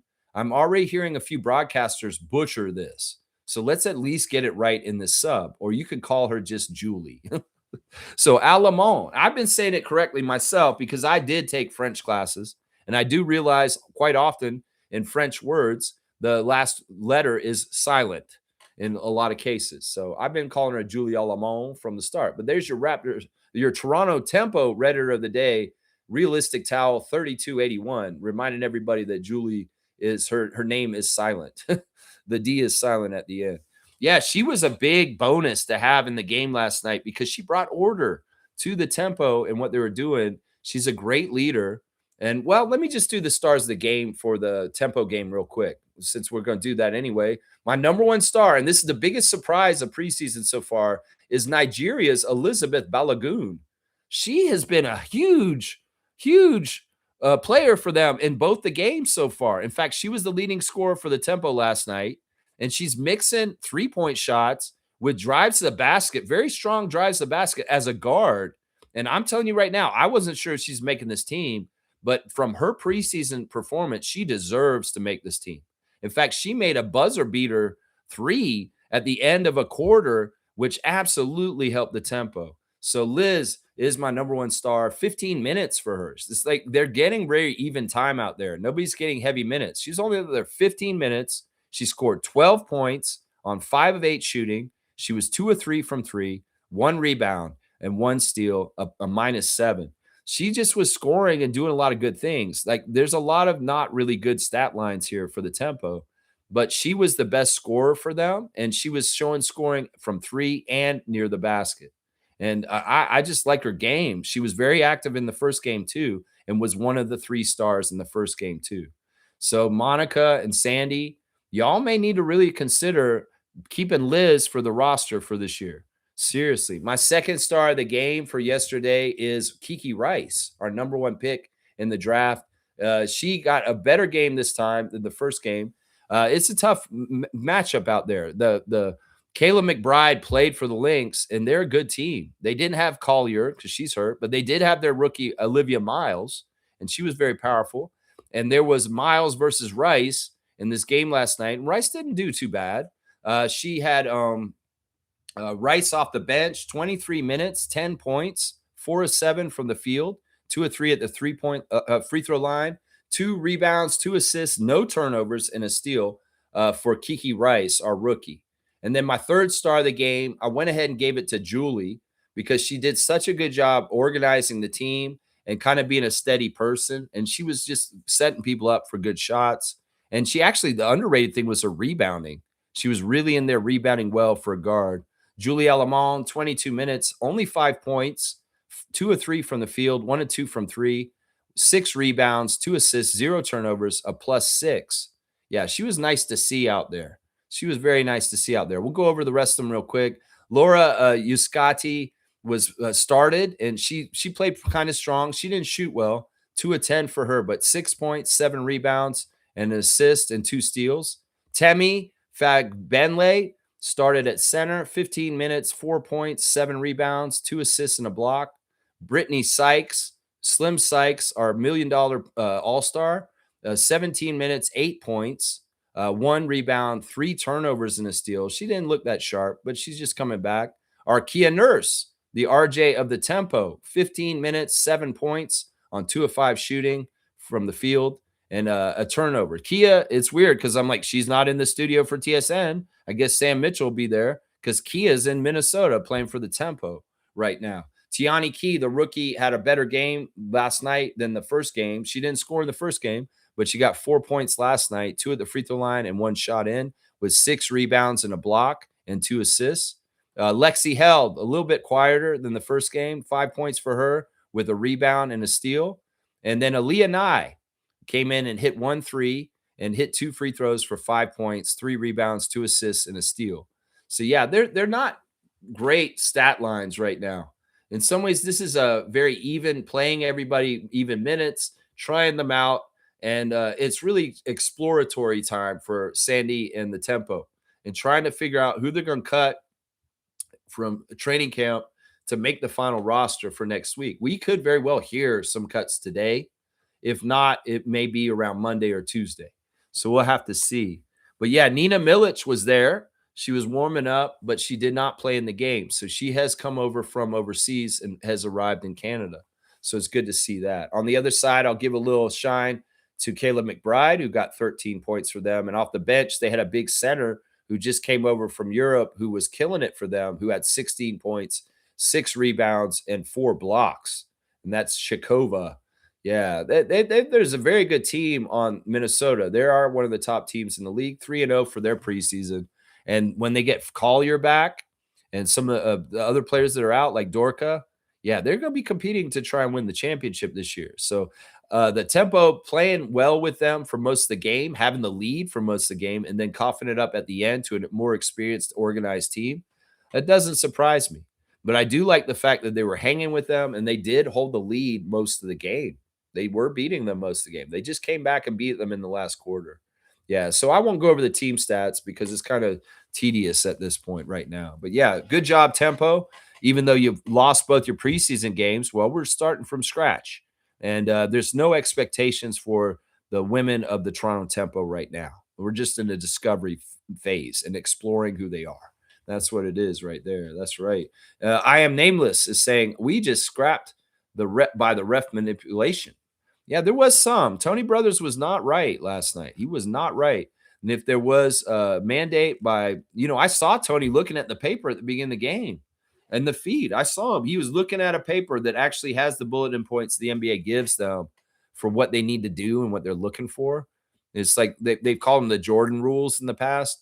They give these bulletin points to referees before games, and they're points of emphasis or things to think about. And some of them will be as cut and dry as don't give any fouls to LeBron James. These are proprietary pieces of paper that nobody should ever see because it's like internal NBA confidential stuff. But they do give these guys handouts before the games on things to worry about or look out for. Sometimes it has to do with a fracas from the game before, where it's like, yeah, Harden and RJ got into it the game before. So if you see Harden and RJ interact with each other at all, call something right away, Tony Brothers. And we saw that. So, it's that kind of stuff. But it could be as simple as saying stuff like that. Don't give any foul shots to the Raptors is sometimes on there, stuff like that. So there is directives from the league office. And I saw Tony holding the sheet last night before the game. I'm nameless to say this also 12 to 2 free throw discrepancy by the end of the first alone. Well, it's trying to give them a nice start at the beginning of the game to give them a boost up in the hostile Scotiabank crowd for the Cavs. Jimmy's saying this, Scotty with that traditional spin and slam, and then Scotty Chance ringing out. You love to see it. Yeah, they were doing the RJ Barrett chant for a while, and RJ ate it up. He loves hearing that. In some ways, that's kind of like a dream, childhood dream, man. He's just got childhood dream stuff last night. You hear a Toronto Raptors crowd in Scotiabank Arena that you used to go to and be a part of chanting your name now, and you hit the game winner, RJ. Yeah, pinch me. Pinch me. Am I really living this? Is what's going on here. That's right. That's right. That's dream stuff. And Scotty's so proud of him and happy for him too, man. Yeah, they're going to chant good things for Scott too. Yeah. Yeah. G saying, I got you, Scott. Trust me, RJ to Scotty before the play. I know. I love that. It's like Babe Ruth calling his shot. It does take a lot of audacity. It takes a lot of confidence. It takes a lot of guts. And this is a great thing about Barrett, man. He doesn't just rep us for our NBA team. He reps us for our country. And he has this attitude when he puts on the Team Canada jersey alongside Dylan Brooks and SGA, just like this. I mean, I've seen it there too. That's part of the reason why I was telling people to stop fucking dissing RJ, because the heart that he shows on the international level when he puts on the Canada jersey, well, it's going to translate to times in Toronto too. And see, that Canada team has been in positions where it's played in very high level basketball, like the Olympics and the FIBA World Cup of basketball. And, he's always shown this confidence and this want to take the big shots and do big things. And us that have been watching Team Canada the last few years have seen RJ be successful with this already. So this is not totally a surprise to people that have been following Team Canada for the last couple of years and who RJ is. And let's be honest too, this is not a surprise to Knicks Nation either, because they saw this stuff when he played for them too. And in some ways, Knicks fans hoped once they got OG and they said goodbye to RJ, that all this RJ special stuff in this way was not going to happen anymore just because he switched to a different country in a red jersey. Well, sad to say to you guys, Knicks, not sad for me, sad for y'all, that he is the same RJ still. And he is still playing with a big, huge heart on his sleeve. And that is a very, very passionate heart with a big old maple leaf on it. That's right. That's right, man. Fiercely saying this, I believe in my Raptors. Their grittiness and hustle will prevail in Game 7. Playoff Harden has something to prove, though. His Game 7 reputation is established.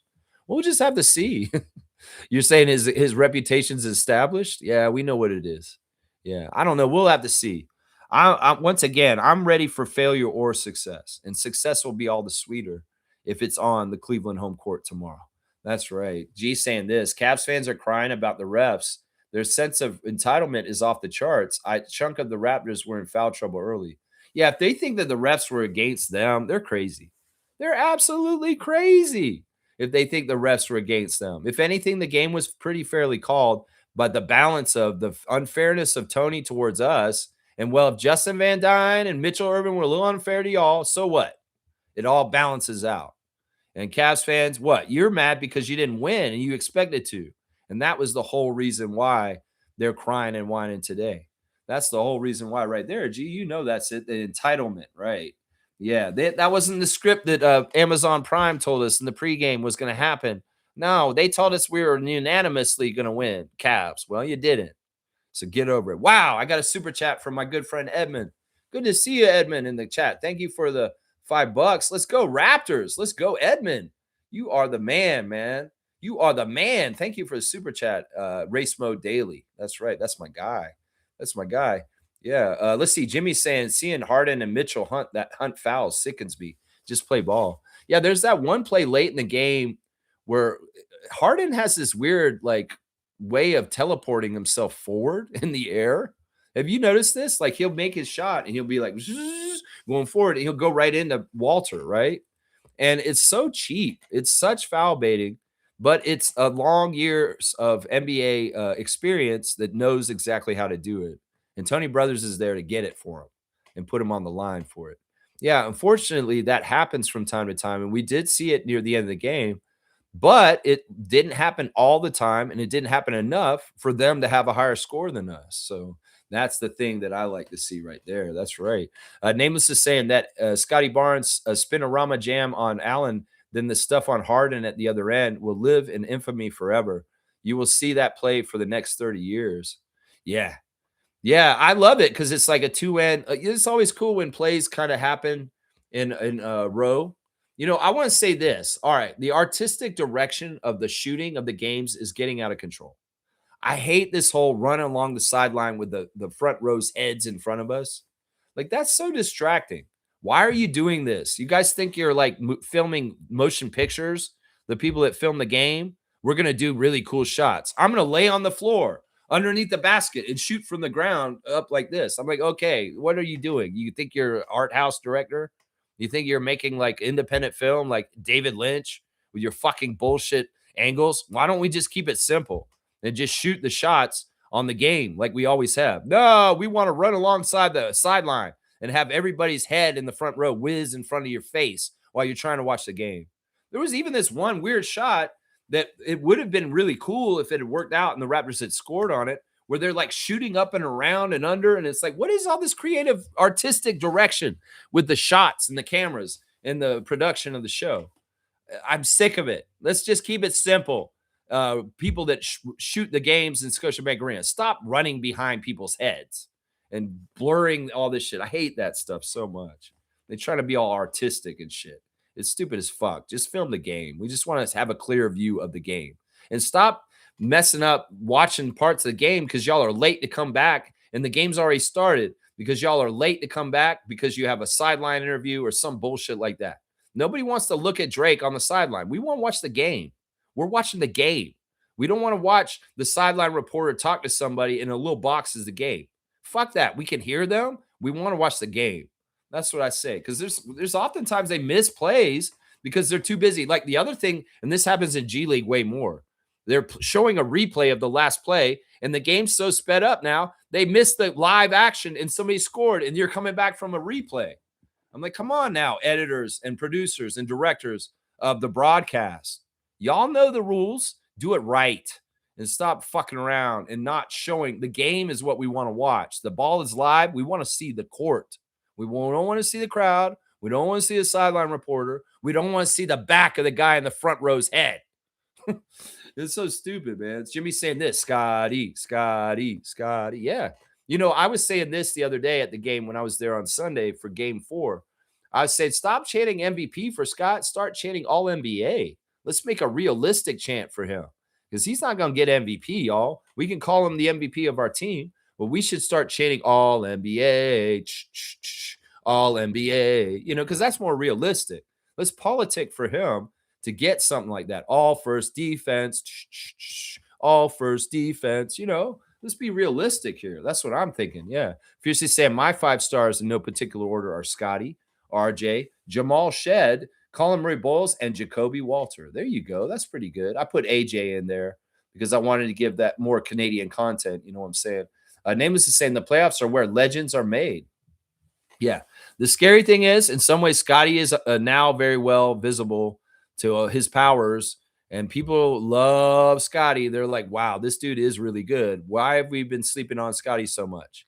Because he's been in Toronto and they've obscured him from you guys down in the States.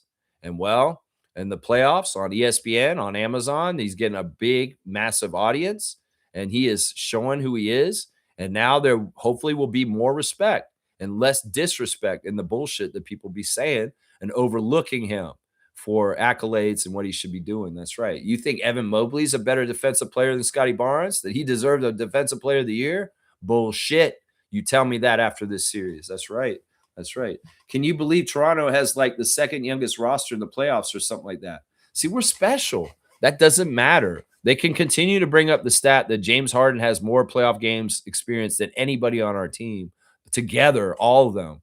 It doesn't matter. In some ways, look, James Harden can be in the playoffs all the times he has, but if he doesn't have that dog in him to get above the hump and be competitive to the extra oomph that it takes to be over the other team because he fails out, even though he makes the playoffs every year, that's different than what Jamal Shed has. That's what I'm saying. There's a difference in this. Yeah, Harden can be an amazing offensive player. He can do this, he can do that. But if he doesn't have that extra oomph, like that extra get after it, that extra want it, he's not going to beat guys that want it like Jamal Shed and RJ Barrett. And that's the difference. You can have all the experience in the world, but that dog factor is different. Let's just put it that way. And I think that's something that is taking the youth of our team further, is that factor right there. It's that factor right there. That's right. That's right. KT's here. Good to see Kareem Thomas. I hope you had a good birthday yesterday. He loves dogs. And this is what this team is built on. Put that rim in the rafters. No, wait, leave it there. Laugh out loud. Now, let's not glorify the rim. There are allegations about the Raptors rim because of Kawhi's shot and now RJ's shot. And it's stupid. Come on now. These rims do this all around the league. And, any way they can poo-poo our accomplishments and make some sort of weird shadow over them, they're going to, instead of saying that Kawhi and RJ are such skilled shooters with the English and their shot technique to get these shots to fall with high bounce or 4 bounce, they're going to blame the rim and say the rim is the reason why it helped them there. Fuck all that. I don't want to do this rim narrative bullshit. Kareem, in some ways, you're downplaying the achievement of RJ Barrett if you're going to give any credit to the rim. Fuck the rim. That's good shooting, and it went in. And I don't want to propagate any more of this bullshit about the rim needs to be celebrated or anything like that. The rim is the same rim that everybody else fucking plays on. It's just RJ's a high-skilled player that got a good shot to go in. So, yeah, I'm sick of this. People are grandiosing the rim. Fuck all that shit. Here, let's do the Raptors Redditor of the day real quick. And this Raptors Redditor of the day is aggressive ad 7946 on Raptors Reddit. If you're on Reddit and you post on Reddit, you could be the Raptors Redditor of the day on the Raptor Freak Show. You don't even know it. This is what he has posted, or they have posted. She or her, he or her or them or whatever. They have said, thoughts on bringing back these playoffs if we get past Sunday. And you know what jersey is, guys. You know what it is. It's my favorite jersey of all time. It's the red jersey with the white chevron. Yeah, we changed that black chevron to a white chevron in the second round. If the Raptors are allowed to do this, this would be fantastic and amazing. They should be allowed to do this. If you ask me, they should, but I don't think they are. The NBA probably won't let them do that. I could actually look it up right now and see what jersey they're going to wear tomorrow real quick. But yeah, I would love this if we brought back the earned not given Canadian red and white jersey that we wore in the finals run. That's so iconic from that year in 2019. I would love to see that reappear in this playoff stretch if we could, because it is a very powerful jersey for our team. Well, they're not posting the jerseys for tomorrow yet. Why not? Why wouldn't you do that? You have not posted the jerseys on Locker Vision yet. So we have no idea what jerseys they're going to wear tomorrow yet. But yeah, I would be all about this. I think that what they'll do is maybe they'll have that jersey come back for the 10-year anniversary of the Raptors championship in 2029. Could they have that be the special edition jersey, like a modified version of it as our city edition or one of the main jerseys? I wanted it to become a main jersey for us, but I understand why they didn't, because it's not as special if you have it around all the time, right? It's the same thing I argue to the fans that want the dinosaur jersey back. It's not as special when we bring it back for retro if it's just our regular jersey again, guys. So in some ways, it loses that luster of specialness. And that's why in some ways the red jersey with the white chevron, the earned not given jersey, is not a regular jersey for us, because it has to symbolize the highest levels for us in winning the championship with Kyle and Kawhi and Pascal and Fred. So, it's tough. I love that jersey. I'd love to see it way more, but with the right context and never as a regular jersey, because we don't want to water it down and make it something that doesn't mean as much. Do you know what I mean? You know what I mean? So that's kind of how I look at it right there. Yeah. Yeah. Let's see. Fiercey's saying this. I did my elliptical the whole fourth quarter, took a break and back on it in OT. It relieves my stress while watching a close game. Yeah. I saw you say that in the Discord server. Like, well, I guess I better get back on my elliptical. Yeah, that's a good way for you to work through it. And well, what a added bonus. You're decreasing stress and you're getting exercise and getting in better shape too. So that's a win all around, literally, with a win in overtime with RJ shot. That's right. Name was saying the next decade of Toronto basketball should be pretty exciting. I hope so. I really do. I think it will be. I think that the signs are showing that it will. The glasses, put them on because the future's so bright. That's right. Raptor Freak UC's here. Great to see UC in the chat. Cannot believe I used a Kawhi Leonard Raptors jersey while watching the game. Also, good morning, Raptors gang. That may have helped. You wore that number 2, that earned not given jersey last night. That may have helped. Maybe there was a little bit in that bounce and the energy from that. That's right. Nameless saying, Fiercey, I debated turning the game off because my nerves couldn't deal. Yeah, I remember when Shed was taking those free throws late, and he made the first one, he missed the second one. I couldn't watch. I couldn't watch. I was like, I don't want to look and watch and see whether he made it or not. And the first one I heard he made it, but the second one he missed.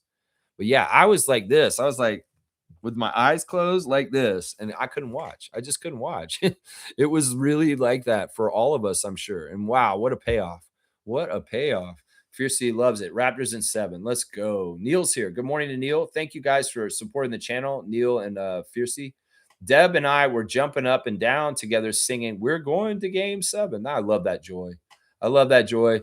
There's a funny meme out on Reddit this morning of the shot with RJ, and like it's making fun of Philly fans, saying that they have flashback from that, where they're having a little bit of post-traumatic stress disorder from seeing the Raptors hit an amazing big shot at the end of the game on a bounce, and that Philly fans kind of had a little bit of you know what I'm saying? Raptors Champs is saying this. Good morning, Raptors Freaks and Champs. Champion Evolution. Let's go. Game 7. That's right. That's right. I got my Champions hat from 2019 on right now. That's right. We got a championship mentality, especially when Raptors Champs is in the chat with us in the morning. Kareem saying, I need BI and quickly to sit the fuck down. What are you talking about? Why are you talking to them like that? And keep ice on that bitch. We don't need ice on anybody. Man, Kareem, your wording and your language is crazy. We're going to need him for the next round. I don't know if we're going to get them. That's what I just said. Man, we can't count on them for that, for sure, because they are hurt. And, you know, I like what Lewinberg said yesterday on Twitter. Josh Lewinberg chastised all the people that are coming down on Brandon Ingram for not being available because he's hurt. It's unfortunate. Injuries happen. And yes, I may have been guilty of saying some things after Brandon went out in the game and only scored 1 point in that reaction. But I've come around and I've understood now, you know, Brandon could be out there. He would be out there. He would be out there if he could be out there. This isn't about him being lazy. You don't think he wants this opportunity to play like this? You don't think that him sitting for a year because of his injury and the last year he was on the Pelicans and then half a year with us, he felt like he's wasting his life? Yeah, he wants to be out there. It's just he can't be out there. This heel injury is dangerous to cause longer term injury for him. And I'm on this side of things now. Before I was like, man up and just go out there and play. But at this point, I'm erring with a side of caution like everybody else. So, no, man, we can't rush this shit with them. In some ways, this year's not for going all the way, Kareem. So it's not about get that ice on there and get ready and be ready. No, fuck all that. BI's wearing a walking boot before the game last night, and Manuel can barely jump up and down when RJ hits the shot. These guys aren't ready, and we don't need to rush them. Are we supposed to win the Larry O'Brien this year? No, we weren't even everywhere close on the radar for doing this. Do you guys think we have a Cinderella path to get there? Probably not. That's crazy, unrealistic stuff. So it's not worth it to risk a long ass term injury to those two individuals just to rush them out, just to try and do this. In fact, in some ways, this is good because this is next man up, and it's given more room for Jacoby Walter, Colin, and Shed and other people to step up in their absence to help us. That experience gained for those guys is so valuable right now. And I don't want to rush those two guys back. If there's any chance that you rush them back and all of a sudden something like Kevin Durant against us in the finals happens, think about that situation and how there was so much pressure on Durant to come back and play against us in the finals in 2019. And you saw what happened. He got hurt again, and he got hurt even worse. and he missed a whole year after that. So the balance isn't right for this. First of all, what is the priority right now? The priority right now is to win, yeah, but not at the cost of losing one of our key pieces for a whole year after this. So we got to keep this all in the right logical perspective to be the most healthy for the long-term goals of the team, along with the short-term goals of the team. You know what I'm saying? Nameless is saying this: RJ has solidified his position as a Canadian basketball icon forever. I think so too. I think so too. It took a game that mattered, like a playoff game, and it took a big moment like that for sure. Now, in some ways, this playoff run may be remembered kind of like the Donaldson Blue Jays run in the 2010s, and that they don't get so far, but it's memorable and people have passion about it, and they have good memories of the Blue Jays in that postseason run with Josh Donaldson and Jose around that time, right? Wasn't Jose on the team still at that time? That was the bat flip, right? So there's memories from that, even though they weren't totally successful, like the Blue Jays last year going all the way to the World Series. But there's still a lot of very nice memories from that playoff time with Josh Donaldson, the bat flip. So in some ways, I'm going to compare what's happening with RJ and the Raptors right now to that kind of run for the Blue Jays. They may not get very far, but it's going to be memorable, and it's going to be something that we point to as a happy time in the future. You know what I'm saying? Monique is here. Super fan Mo is in the house. That's right. She found out late that she could get to the game, but she couldn't get a ride in time. But it all worked out in the end, didn't it, Mo? Good morning, Raptor Freak crew. Game 7. I love it. I love it. I love it. People, like Monique said this last night. 2 words that fans love to hear. She texted me this after the game. Game 7. That's right, Monique. That's right. She's living for it. She loves it. That's right. KT saying this, man, what a learning curve. One more year in Spain together in the summer, and the NBA is cooked. Yeah, I don't know if they need to go to Spain this time too. I mean, they could switch it up. There's some talk that maybe this summer the Raptors need to go to Serbia and be around Darko's old stomping grounds. I know that this is something that was highly on his idea list, is that if he could finagle the Raptors to be able to be in Serbia, in his home country, for part of training this summer coming up, that he would like to make that work. So why don't we replace Spain with Serbia and let Darko take them back home and teach them some things about his home country? That could be very bonding and more of a deeper understanding of their coach if they see where he's from and they train there. Well, what about that idea right there, huh? Nameless is saying, I remember a short while ago, people questioned whether or not Darko was the right selection for the team. Well, there was a question mark to this, Nameless, and it's fair because when they initially hired him, we knew he was a culture setter. We knew that he was a really good people person with all levels of people, whether it's the media, the team, fans, the other coaches, the front office, the owners, the players, obviously.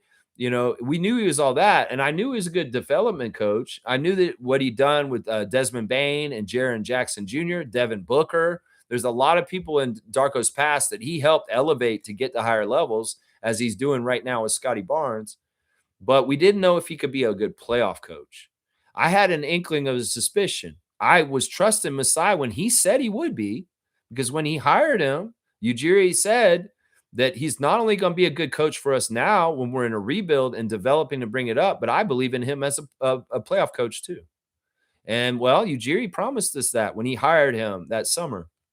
And, well, the early results from the playoffs this year are showing this is true, and that we needed to trust Masai's judgment and saying this is not only coach's decision for a rebuild, this is a sustainable decision, because we believe that Coach Darko's principles and his ideas for the Toronto Raptors to play is a sustainable idea that will make us competitive as the ever-evolving NBA game evolves, that he's on the cutting edge, and that he will allow us to be on sustainable as the coach, even into success and into postseason appearances.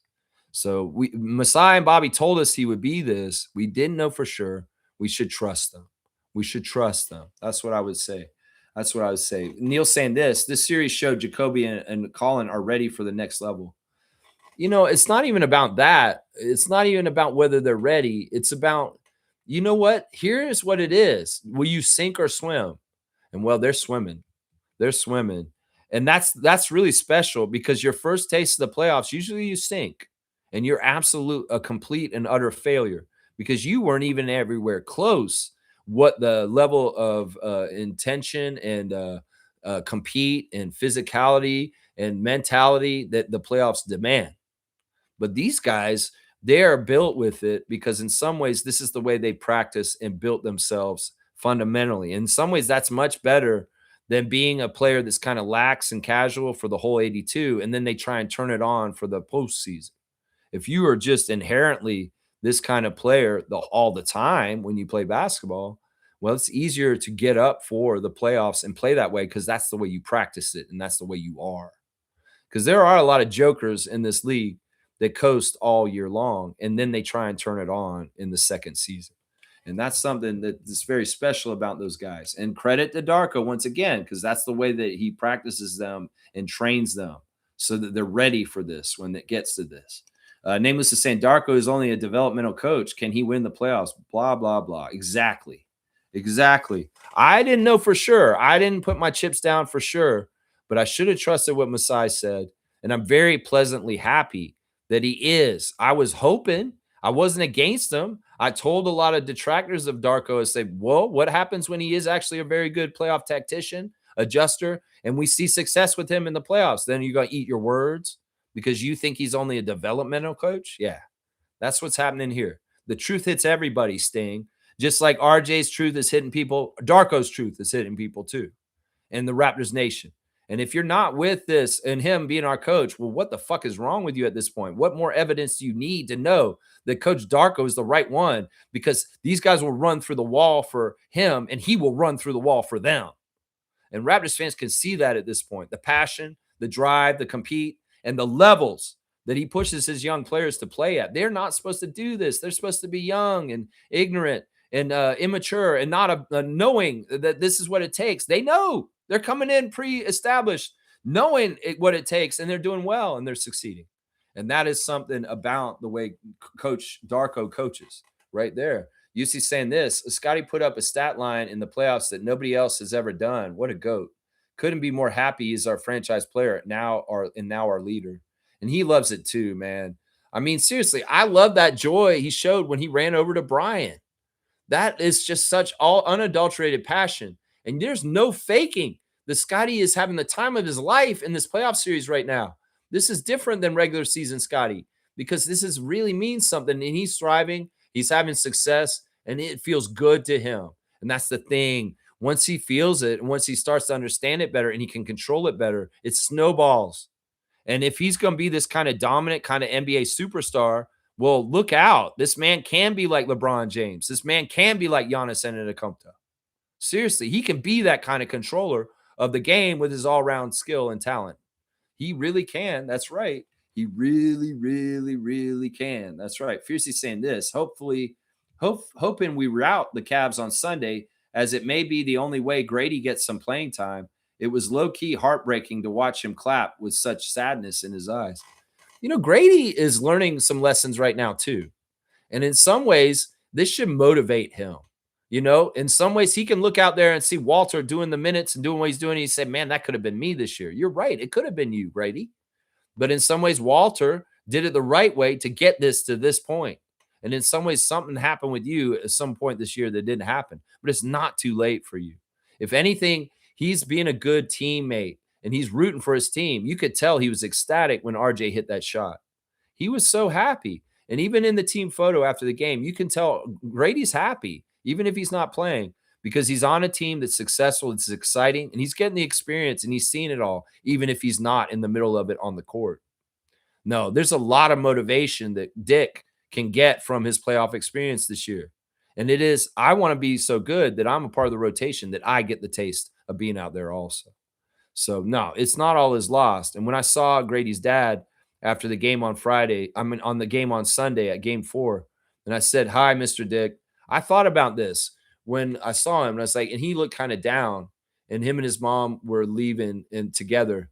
And I was like, man, it must be tough for them. They're coming to support their son, and they're seeing him sitting on the bench, and you see him discouraged or whatever. And it's kind of like, it's sad. But no, take all that energy, take that emotion, and put it into your training. this summer, Grady, and come back after going to the drawing board and come back and be a very useful player for the Raptors next year so that you can't be denied. That is what your friend RJ Barrett is showing you. That if you do things the right way, you cannot be denied because you are the truth. So you need to go and reestablish your truth, Grady Dick. And your truth is that you're a badass 3-point shooter that can't miss. You need to reestablish that truth again this summer and come back and circle around and be a very, very, very, very valuable rotation piece for the Raptors next season. If you really want this NBA career to work out right, that's what I'm saying for Grady. I wish that for him. I really do. The real Sher Khan is in the house, the MVP of Raptors tonight. Good to see Sher Khan in the house. The legend begins. Woo-wee! I love it. I love it. Put some dramatic music on right there. I love it. Neil saying Lawson and Battle, can they be good role players? Can be what? Just put in a hard workout in the offseason. Okay. Not totally understanding what you're saying there, Neil. But Nameless is saying, I'm so proud of this team. They're showing up on the biggest stage, undermanned, against the highest payroll in the NBA's history. Riddle me that. That is impressive. It's something to be playing this whole series without Emmanuel, and we are going to a game 7. And now Brandon's out too. This is amazing. It is so awesome. And this is truly next man up. It really, really is. Neil's saying this, Jamal needs more development, but his dog mentality is undeniable. In some ways, we could put parallels with Shed to Lowry. And if you think about Lowry's first couple of years, he was a knucklehead. He was useless. In some ways, he was a drag on his team. He didn't score a lot. And he was absolutely kind of a pain in the ass. And he wasn't totally a plus kind of player. He was not totally a positive player. That's why he got shipped around a little bit with Houston and Memphis, and then finally to Toronto. And then, of course, that famous conversation between Masai Ujiri and Kyle Lowry about his future and what he wanted to do with his NBA career. Masai's such a badass. He really is like a mafia don. He's kind of like, come into my office, Kyle. I want to talk to you real quick and say, what do you really want from your life? And that conversation was pivotal for Kyle Lowry in his life, which made him the GOAT and made him a champion and made him who he is today. That conversation was absolutely pivotal. Now, Shed, he doesn't have all that bullshit in his way like Kyle did in his early years. He's starting with the right head on his shoulders and doing it the right way. So he has a longer runway to do this. And he's getting a lot of the really tough lessons out of the way early. And this playoff series is one of them. Shed's desire and the way he plays is undeniable, but he has a lot to clean up still. And some of it is just the knowledge of repetition and experience and getting more of it and understanding and becoming more savvy and more cerebral and more learned to make better decisions, tighten up, make the free throws, make better passes, lessen the turnovers. And these are all things that he's going to do more and more as time goes on. The one thing about Shed that's special, and it's the thing that he shares with Lowry, is that dog extra, I will go the mile, I'll put my body on the line kind of mentality. And I'm telling you, if Shed's not in his way like Kyle was, he could, I don't know if he'll ever be on the level of Kyle Lowry, but there's a lot of parallels there. And the same kind of learning lessons and the cerebral type player and the floor general kind of player that Kyle is definitely something that Jamal Shed can grow into.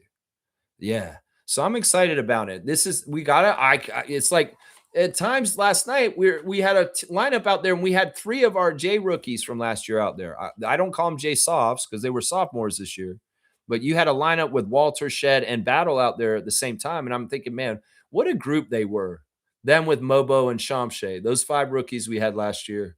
And that rookie class is going to look so much better and better. And who knows, if we circle back, get Shamshay still this past summer coming up, and we can reacquire Ulrich, man, we can really make that draft class look really good in the years to come because Walter and Shed are hits, and Battle is too. And Mobo's a very solid backup big that does very smart utility things for us too. He's been very valuable in some ways too, even if he doesn't play a whole lot right now.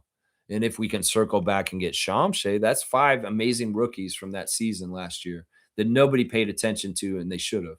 That's what I'm saying. Yeah, let's see. Nameless is saying, is Shed the most impactful second-round draft pick in Raptors history? I don't think so.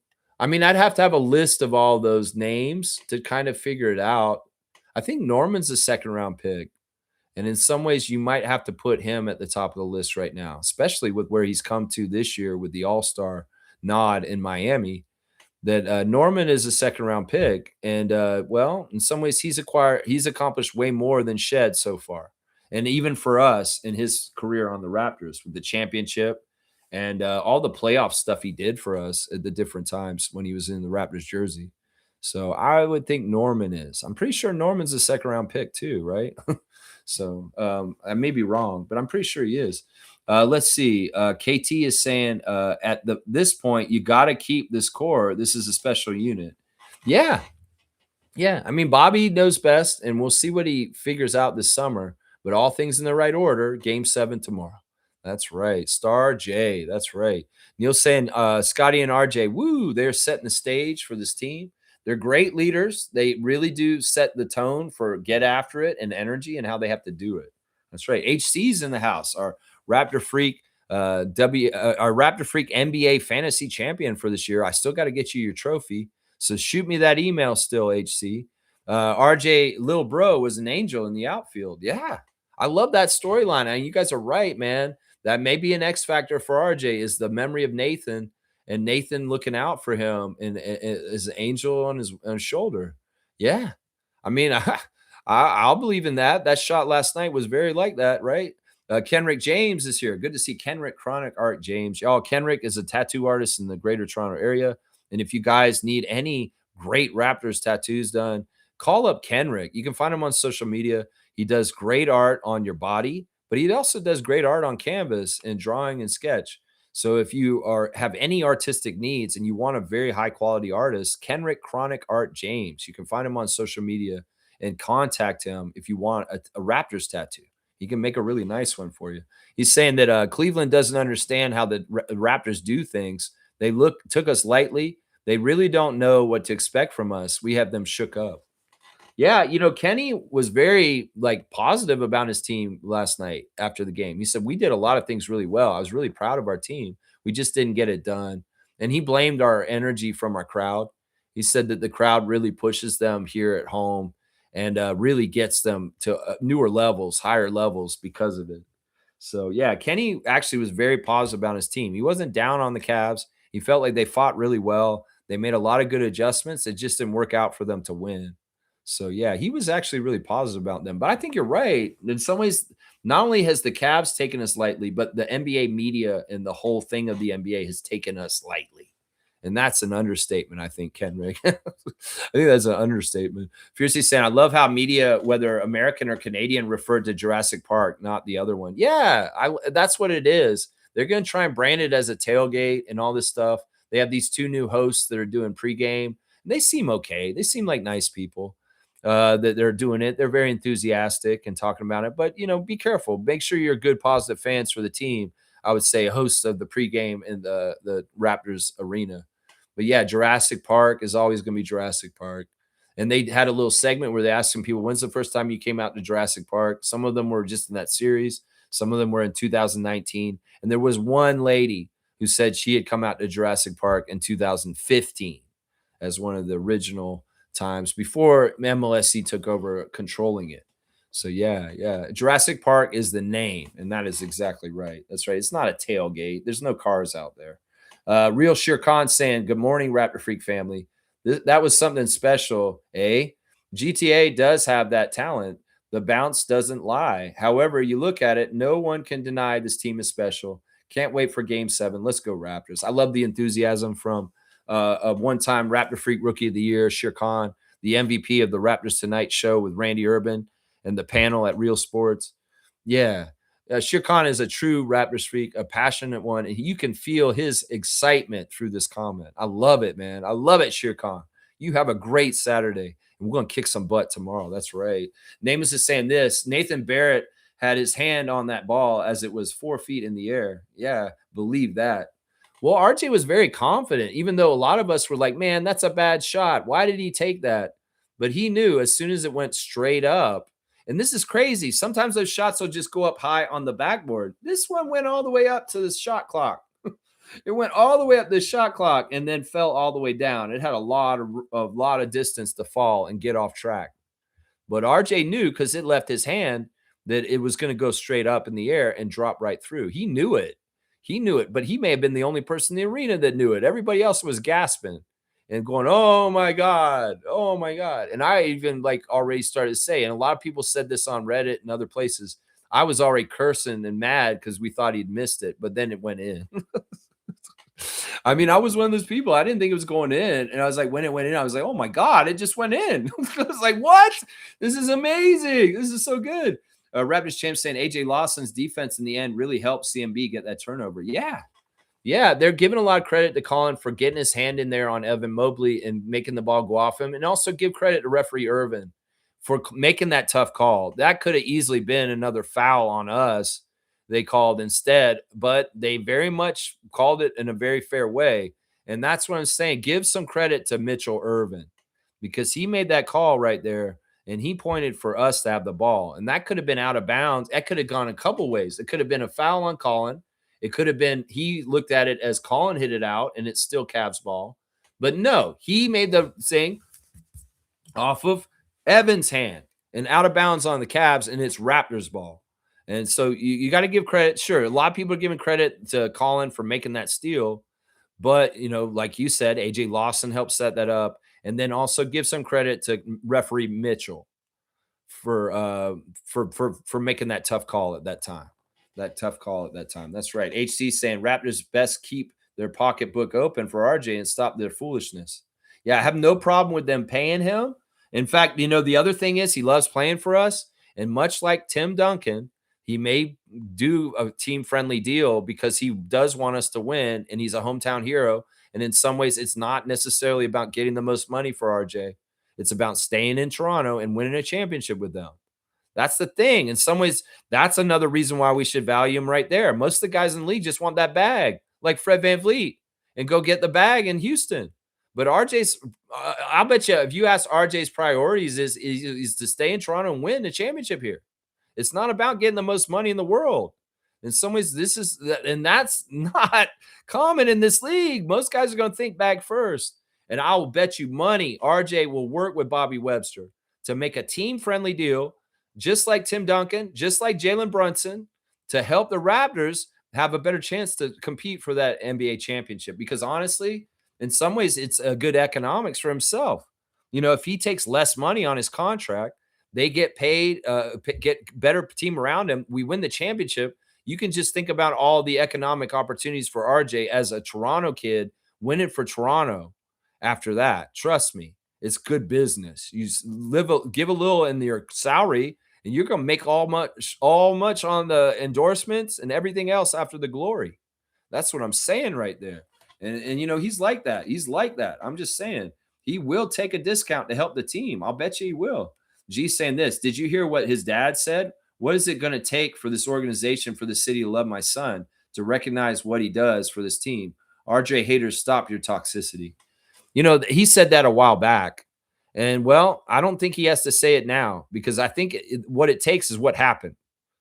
I think what it takes is what it happened just now.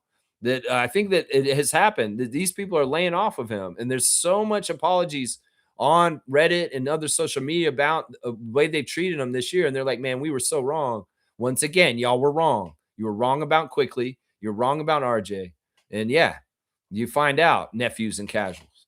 You have a gut reaction. You listen too much to the U.S. NBA media, and you don't fucking have a clear conscience or a clear view of it because they tainted you with their propaganda. In some ways, yeah, I propaganda for the Raptors, and maybe I'm not totally unbiased here. I am very biased, but at least I'm propaganding for the side that we're on, right? And I'm not propagandizing against us like most of the media does, including in Canada. So that's what I'm saying right there. That's right. Fiercely saying RJ constantly puts in the work. He's relentless, and the basketball gods got his back. That's right. That's right. That's right. Nameless is saying Scotty and RJ have officially gone to another plateau in their career. I don't know if you call it a plateau. Don't call it a plateau because that's flattening out. No, they're on the rise still. So don't describe it as plateau. You come up and then just right there. No, fuck that. They're still going up. They're still going up. And hopefully they got that star treatment from the officials moving forward. This is something that will develop more with success and dog and making moments like this is they will get better favor from the refs next year. Yeah, Scotty has a more of a reputation for this is part of his bag. This is part of his move set. This is what he's going to do in the game. Well, he'll get more consideration for this. Now, part of it is though, he can't be this kind of bull in the china shop during the regular season all the time because he will get called for offensive charges and physicality when the physicality is not warranted because it is the regular season. Now, in the postseason, when the physicality is a part of the game, that's part of the reason why him and Colin thrive is because they're kind of unchained for extreme strength and physicality because it's expected in this level of play. But in the preseason or the regular season, Scotty starts attacking in muscling ways. They may call offensive fouls on him more because it's not the physical time of the year. So in some ways, it's true what they've been saying that these guys are built for the playoffs because if they're unleashed and they're absolutely allowed to play with their ultimate physicality, that's where they can. And in the playoffs versus the regular season, it may change. It may change. It may very well be fine in in-season tournament games, but in a regular season game against the Nets where the stakes aren't that high, they might, I don't know. We'll just have to see what kind of respect they give him for those very strong, forceful, aggressive moves he's doing right now in the regular season next year. RJ should get a better whistle also in general for what he does too.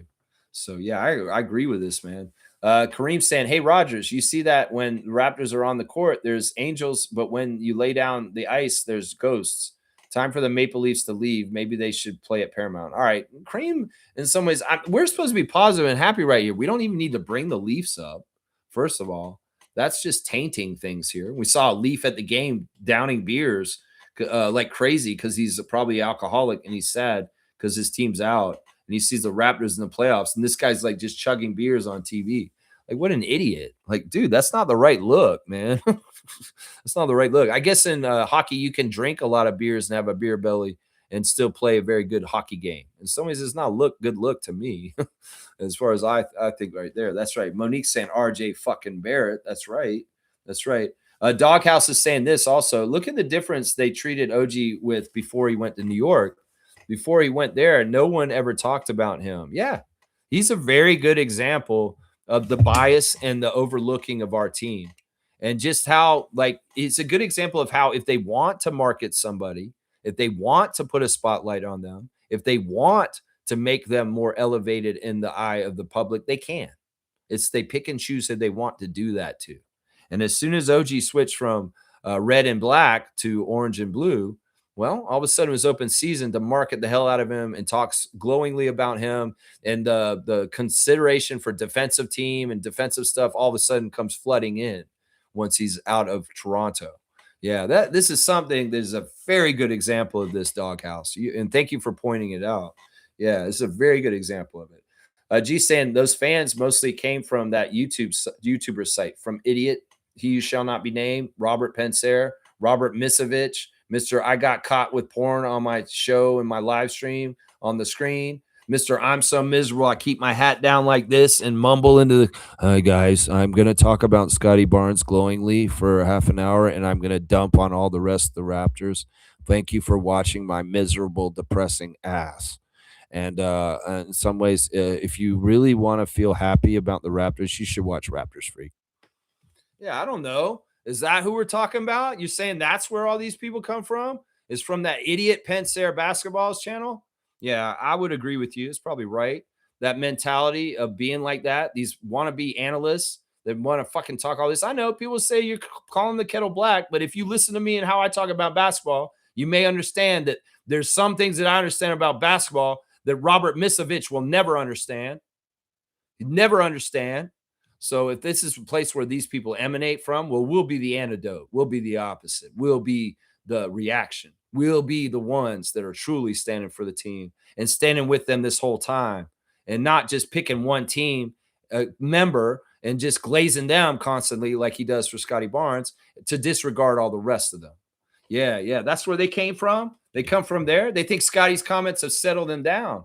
Yeah. Well, this is the thing. If anything, Robert, you should be learning from your idol, because everything he says in his press conference is glowing about his teammates and his unselfishness. It's amazing that the self-proclaimed Scotty #1 fan is such a selfish person himself, and he doesn't emulate his idol, who's one of the most unselfish people in the NBA. Yeah, there you go. Drop the mic, Lex, and body slam Robert Pensera real quick on your channel verbally. Yeah. Yeah. Hi, guys. Welcome to Pensera Basketball. I'm going to talk about Scotty and kiss his butt and glaze him. And that's what this show's all about, guys. If you love that, you got the right channel. Yeah. You love the Raptors in general, this is the channel for you. And this is also the channel if you want to learn the culture of the team and the history of the team, because this is a day one guy who's been there since '94. So yeah, the whole history was there. I was working in the arena when Vince was playing for our team. Yeah, yeah, I've been following them from the start. This ain't no bandwagoner. This is somebody who rode through the early expansion years to get to this point as a 50-year-old man. That's right. I was 20 when the Raptors started. So I was an adult watching them for 30 years now. So yeah, Robert Misovich, I don't know when you showed up to talk about the Raptors with your bullshit. That's right. That's right. Let's keep going. Kareem saying this, I hope Masai and the Barrett family were able to talk. That was a full circle moment that Open Gym won't get. It's going to be fine. It'll be fine. I don't know. We'll see what Open Gym stuff comes out. They're going to have to do an amazing episode on this series, obviously. Open Gym has not been dropping anything on Saturdays because I'm sure they're getting their stuff ready for an epic Toronto versus Cleveland episode. Oh, yeah. We know we're going to see that. That's right. Fiercely saying Embiid watching this clip of the last shot, he must have PTSD. Maybe. I don't know. I'm wishing good things for Joel Embiid today as he takes on the Celtics. Hopefully he can beat their ass. Crowd, absolutely everything. They were pretty good. I was worried about them. You know, the worries I have about a Friday night crowd in the Scotiabank Arena is people get distracted about the weekend. They have other plans. It's like a Raptor game in the regular season on a Friday night. It's part of like a date night, and there's a dinner before and there's a club afterwards. And some of the fans come there, and it's really part of the schedule of the itinerary and maybe not the focus. Sometimes the fans that come to Friday night games are not the real ones. They're more like people that are just in town for the weekend, or they're Bay Street people that got done for the week and they want to kick it down there. And they're not the good fans. They're like the rich idiots downtown that aren't really passionate and do it right.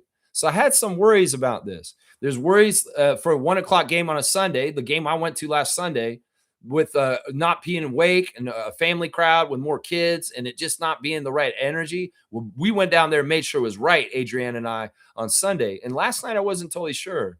There can be bad nights for the Raptors on a Friday night. In fact, there was a season, I think last season, where we couldn't win on a Friday night. Every single time we played on a Friday night, the Raptors would lose that game. So I'm aware of this kind of stuff. And I kind of think on this level, it's like, well, it's a Friday night game. It's a weekend game where sometimes people come down there. And like I said, it's just something on the itinerary between like a dinner and going out to the clubs afterwards kind of thing. Well, they made it important and they made it prioritized and they made it the highlight of the whole night and they brought that energy right. So I'm very proud of the crowd bringing it right, the right way, just like the game 3 that Monique was at and just like the game 4 that I was at. The crowd came through and had the solid ability to cheer for the team in the right, powerful way, and them standing up. The defense chants were on point. They were doing it right. And I appreciate the Raptors fans that were in attendance last night and the ones that were down at Jurassic. You guys were awesome yesterday. Really, really good job by the crowd yesterday. I wasn't totally sure what crowd we were going to get, but I'm glad they came through. I really am. Trevor's saying William Liu's show last night, he talked to RJ's dad and he said what my son has to do to earn the respect. That's when he said it. He said it on the show with William Liu. Well, that's what I'm saying, Rome Barrett Sr. I've been doing it for a long time on this channel, right from when he showed up. I've been saying, Dad, this is something where I'm not going to ever go against RJ. And as soon as anybody brought up anything negative about RJ in my stream, I shot them down real quick verbally on this channel. And the Raptor freaks that have been here every day know that this has been the action as far as standing up for him. So at least in this corner of the Raptors internet world, he was getting stood up for and getting the respect that he deserved here. Maybe not in other places, but he was getting it here since he showed up, right from when he showed up. Maybe I came down on him for his free throws sometimes. Maybe I gave him constructive criticism saying, you got to do this a little bit better. But for the most part, it was never, ever about trading him, never, ever about disregarding or disrespecting him or not understanding the potential and what he can do. That was always here on this channel. That's for sure. That's right. Well, and I appreciate William Liu giving Rowan Barrett Sr. a forum to say this. And hopefully Raptors fans hear this and they heed it, is what I'm saying. G's saying this, Scotty with his suit after the game, man means business. Yeah, when I saw Scotty's fit coming in, the tunnel fits, I was like, this man's doing a Garrett Temple. This guy is really dressing up nice. And in some ways, that's amazing, because his style is something different. We get different modes of Scotty in his tunnel fits, but that's very much the influence of Garrett Temple and him wearing a full suit and coming in. But you know what? That's the way they used to do it. That's the old pros. That's the way they used to do it. It used to be mandatory that the NBA players had to wear suits to the games. I don't know if y'all knew that. The NBA was such a controlling entity that they made rules for NBA players that when they're coming in the game, they have to wear a full suit. It was around the same time where, the coaches had to wear suits every game when they were on the sideline instead of the warm-up stuff that they can wear now. The pandemic kind of relaxed all that. But yeah, Scotty going old school and showing the professionalism of the forefathers of the NBA ahead of him coming to the game in a full suit. Yeah, and it did mean that he meant business. Yeah. Yeah, that's what that meant for sure. He meant business. That's right. HC saying this. BI learning about Toronto, thought it was going to be it was the boonies you never hear about. He's going to adapt. He's totally caught off guard on how we operate. Hope he can play game 7. Can see he wants to be a part. This is the only time the world gets to really see Toronto and know we aren't to be messed with. Hard for the media to not say the truth. I know. And they're still going to portray everything from the opponent's perspective. And it's never, ever from our perspective. It's always going to be the USA team is us and the Raptors are them. It's always going to be that way with all U.S. broadcasts. And I expect that from the home teams broadcast when we go to Orlando and play them. The Orlando Magic broadcast is going to say it from them. But the national television audiences of ESPN, Amazon, whatever entities that's putting it on, they always put it on from the perspective of the opponent of the Raptors, because it isn't us versus them. And being the Canadian team is we're always the them. And it could be any of the NBA teams that are American. We're going to get put in that spot as far as the broadcasting perspective and how they're calling it. That's just how it is. And well, this is true. This is the one of the times where they can't hide us because we're in a playoff game and the playoff games have to be shown globally. So you can't hide us at this point. Charles Barkley called them out straight up this week. So why didn't we not play the Raptors more on TV down here? What is going on with that? And Ernie Johnson had no good answer for that other than, well, this is just how it is because it's the Canadian team, right, Ernie? That's the only reason fucking why. It's not about whether we're good or not. It's just because we're the Canadian team. It's that bullshit. Superfan Mo saying, great seeing Tyrese Halliburton tweet that. That looks familiar. Yeah, it's a shot that he made similar in the last couple of years. HG saying, we need Masai back. Not sure what role, but I want to see him in the stadium. Well, if you want to see him in the stadium, you can see him at Coca-Cola Coliseum for the tempo, because Masai's services and his aura and the way he moves and that energy is for the tempo now. So you have another Toronto basketball team to root for, HC. It's just going to be in that Bordeaux and that hydrogen blue and not in the red and black of the Raptors. You know this is never, ever going to happen because of Ed Rogers. You know it. You know this will never, ever happen again. But at least Masai is involved with the tempo. And his energy is there, trust me. In some ways, that's like Elizabeth Balogun of Nigeria doing so well right now and coming over. The ties with Temi being from Nigeria also is very good. So there's already some stuff from Masai Ujiri influencing the tempo and what they're doing over there. That's right. Smooth saying this. Ben Stiller shouted out RJ last night. City of New York, very happy for him. There are a lot of New York fans that are extremely proud of RJ Barrett right now. And in some ways, this is the action of us if Nick Nurse and Kyle Lowry beat the Celtics today. Yeah, this will be the same action from us. There will be people that will be very proud of the Sixers if they can eliminate the Celtics in the first round. So, yeah, that'll be awesome. But, yeah, I'd like to see the love from New York for RJ. And in some ways, I would say those fans that are still fans of RJ, even though he's on our team, those are real ones for New York. Those are good, passionate, positive fans and not the toxic ones that are, oh, you're not on our team anymore. You're dead to us. And we're going to sewer your ass all over social media since then. You know what I'm saying? That's part of it right there. That's what a lot of that noise is Knicks fans messing up RJ's reputation. And it's not even who Rowan thinks it is. It's the former fans of his son from the city he used to play in. It's not the Raptors fans. Online's anonymous. They could come on and be in Raptors Reddit and act like they're Raptors fans and have Raptors things. And they're just subterfusion and making confusion and writing bullshit and hoping that real fans of the Raptors jump in and parrot them and get behind their stupid ideals of what they view RJ Barrett as. That's what I'm saying. Toxic asset, my ass. Bad defender, my ass. Inefficient, my ass. Yeah, all that shit. He's done getting better. Fucking dumbass stunted growth. He's not going to get any better. RJ's hit his ceiling. My ass. That's bullshit. All that bullshit and all that propaganda that they try to put out there, because God forbid he leaves New York and he goes above and beyond what he did in New York and does even better things for Toronto. God forbid that, Knicks Nation. So you start with your bullshit to taint the perspectives.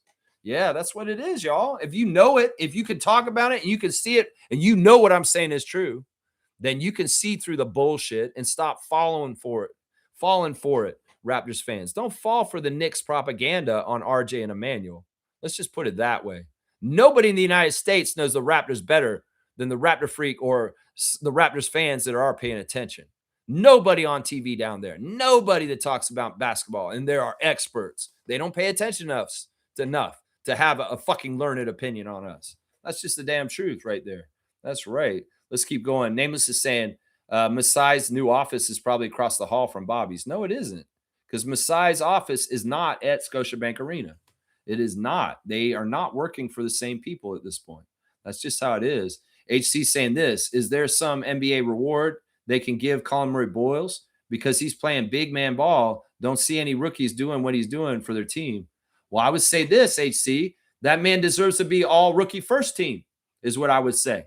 And I hope that the voters take into account what he's doing in the postseason right now and put him on a team with those two Duke guys and VJ Edgecombe. Oh, yeah, he should be all rookie first team. And I think that there's a good, strong argument for it because of this postseason. That's right. Smooth saying LeBron thanked RJ and the Raptors for winning the game. They play on Tuesday because of it. Credit. Okay, that's pretty cool. I like that. I thought that he was just impressed with the shot too. So yeah, we bumped them a day because of that. Oh, there you go. There you go. Good job, RJ. You're helping out old LeBron get extra time to heal. That's right. Superfan Mo saying credit to Darko. Yes. Love your coach. Support your coach. Stop idiots saying that he needs to be fired all season. You're idiots. You've been idiots this whole time. And I stood for Darko just like I stood for RJ this whole time. That's right. HC saying this. Win or lose, I'm proud of these guys. I checked an ESPN article from August. They had us at 12th in the East. Nobody expected this. Next year is going to be a war. Man, I don't even want to speak that into existence because there's already real wars in the world right now. But yeah, we're going to be fine. We're going to learn from this postseason, and we're going to be a better team in the regular season. And the thing you'll be watched for is, unlike this last season with the Raptors, where they were kind of erratic with their performances, they be really dog shit, but really incredibly good from time to time, and even in the same game, you're going to see a better commitment by guys like Shed and Walter and Scotty and RJ and Colin to be consistently a good level all the time. That is the next stage for them in the rebuild, is to get rid of this erratic range of their performance where they could be absolute dog shit, stagnant, can't make any shots, in between this amazing, could be the best team in the league kind of look that they have also. They'll find somewhere in the middle. It's just a strong consistency that can be more dependent on. And it'll be shown through, they already do good with the turnovers, but it'll be more consistent with the free throws, more consistent with rebounding and not allowing offensive rebounds, just finding a more level of consistency. And Walter keeps saying it in the interviews right now, is that what I've learned from this postseason is that everything matters and that you have to practice like everything matters. And if you establish yourself like that, all 82 in the regular season, it becomes second nature in the second season, the postseason. So that's the assignment for next year, is to be a better, consistent team. And in some ways, some of the losses we had last year, like losses at the beginning of the year where we went 1-4 and lost the Mavericks and the Rockets. And there were a couple games in the middle of the season that we lost. We shouldn't have, like a tired game in Brooklyn after a fucked up mechanical failure on an airplane flying in a red eye, like a loss to Jokic list Nuggets around New Year's, like a loss to the Pelicans in New Orleans. These are all losses that get cleaned up next year. And they'll add to the win column. And instead of getting 46 wins like we did this year, maybe we're a 50-win team because we understood that those games that we let slip through our hands in the 82 in the middle of the season mattered so much more, because the difference is we're playing in Cleveland tomorrow instead of Toronto. And if we did it right during the whole season, these guys can look back and say, damn, if we had that game back in New Orleans, if we had that game back against the Nuggets around New Year's when we almost won, we almost beat them, but we didn't, we would have maybe had home court advantage against Cleveland in the first round. And this would be very huge considering how our home court advantage has been this series. So that's how they got to look at it now. Is like the consistency it takes to play in the playoffs. They got to try and apply it the whole season and practice it and win these games that they let slip through their fingers in years past. And that shows that they're getting better. And that shows that they'll have better chances in the postseason because they did the hard work during the season and didn't fumble games they should have won. And they have the higher win percentage and the higher wins, and they do get the higher seed. That's it right there. That's the next part of the rebuild. And the great thing is, instead of like other teams that are rebuilding all the time, they have to go through the first couple of steps of the rebuild over and over again because they don't learn. Teams like Washington, teams like whatever team that's always a shitty team and losing. We're learning the stages of a rebuild and coming up in a very methodical fashion with not a lot of steps back, steps forward into the next level of the rebuild, into the next level of the rebuild. And this postseason is showing it right now. It's showing it right now. That's right. Smooth saying this: Orlando was up 60-37 on the Pistons and lost. Crazy, two crazy game sixes last night. Well, good job, Pistons. In some ways, I want that to be game 7 because if we win tomorrow, we're going to play the winner of your game, and I'd rather y'all be playing all the way to the end instead of having some time off and waiting. So yeah, good job, Pistons, to take it to 7. And well, the best team win in that series. In some ways, I hope Orlando wins because that would be the easier matchup if we win against Cleveland tomorrow. That's right. That's right. Kaloy saying, proud of our young team, although they ran out of steam in the fourth, and we pulled it off with pulled it off with what? With what? What? I don't even see. Fiercey saying, we need to be ready for game 7. The joint post-game presser with Mitchell and Mobley, they mentioned protect home court at least 10 times.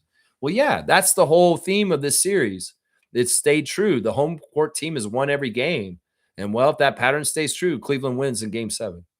So we got to up the ante, and we got to flip the script and make it happen a different way this time. Smooth saying, I see more Corliss Williamson in CMB than anyone else. Just a really tough 4. Man, that's low. That's not nice to him. That's a low pick for him, man. No, he's way better than Corliss, man. He's way better than Corliss. They have a similar frame, but no, he's way better. He's way more explosive. He's got way more ups in a quick way, and that's Barkley. That's why I keep saying is Barkley. It's not necessarily anything about Barkley other than his explosive hops for his height and his frame. And the other thing is Barkley was incredibly strong, like Colin too.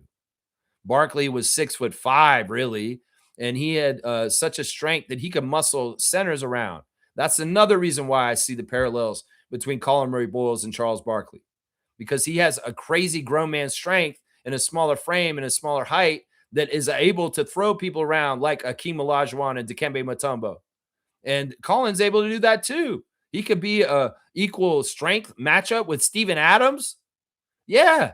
So that's why I say it's the uncanny strength for the smaller frame, along with the extremely explosive offensive attack towards the basket where he can elevate and throw it down on guys that are way taller than him.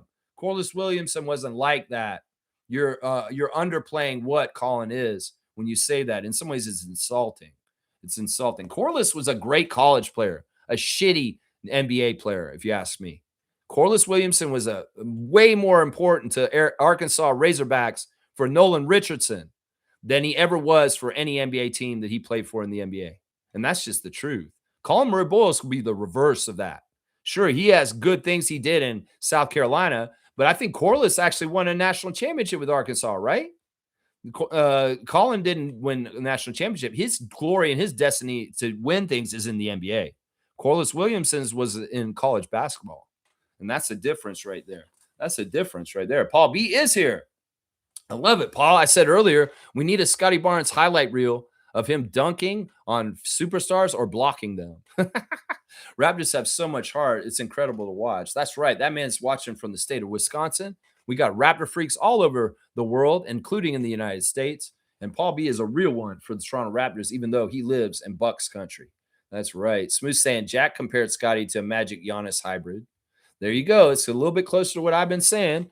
I said Magic, Kawhi, Duncan hybrid, but people don't want to give him that much. But it's true if you really think about what I'm saying. Yeah, he said that in the post game. So, well, we've been saying Magic the whole time. Magic himself said it. The player in the league that's most like me is Scotty Barnes. Irvin Johnson said that himself. He said that himself. G saying this: the best part about the RJ shot is how much time it wasted on the clock bouncing up that high. You know, that is a subtle, awesome thing about it. That it ate up a little bit more time for the last possession for when the Cavs were going to try and make that last shot. What was it? Like 1.7 was on the clock for them to make that shot. Yeah. Yeah, that's funny that you mentioned that. That's totally true. Shaq Lindsay saying this: Barkley never played with a superstar in his prime like MJ or Magic.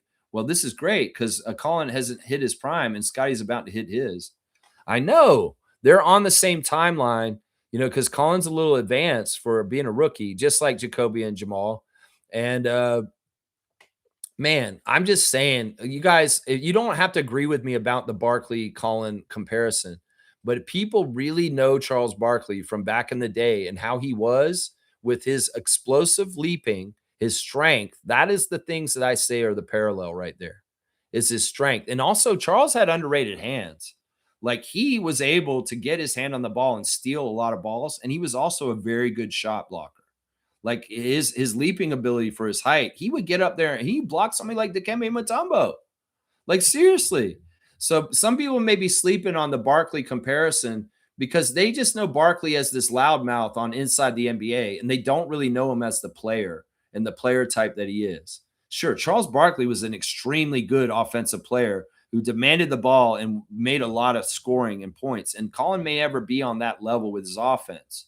But I'm saying the physical skills, the stature of him, and some of the very special talents are similar between what Charles had as far as athletic attributes as Colin Murray-Boyles. And who knows? His offense could develop to really good levels where he is all of a sudden like a 20-point scorer in the league. That is not out of the picture. This is something that could happen for Colin. He has the light touch and he has the wherewithal to do this. So, Kaloy saying, I do believe that we can run the Cavs off the floor in game 7, but we can't lose steam in the fourth quarter. Darko has to adjust for that. I don't think it has to do with us. I think this has to do with Atkinson and the Cavs' plan to clench down at the end, and that this is just normal for teams, that the fourth quarter is a clamp down time. And it's not necessarily that the Raptors are doing anything different the whole game. It's just that the Cavs are trying extra hard in the fourth frame to really shut us down. This is normal for everything. We can think about the 905 this season and their G League games. They did the same thing. Often they would be losing all game, but they clamped it up in the fourth quarter and took over and won the game at the end because of that. We saw it in the two-tempo preseason games. The more experienced team we faced in those games clamped it up and shut down the tempo in the fourth quarter to make sure they won the game. So you're right that Darko needs to have schemes to get around it, but give more credit to the Cavs and them up in their defensive intensity in the fourth frame, and the reason why it's harder for the Raptors to score. You got to give them that credit too for that. That's right.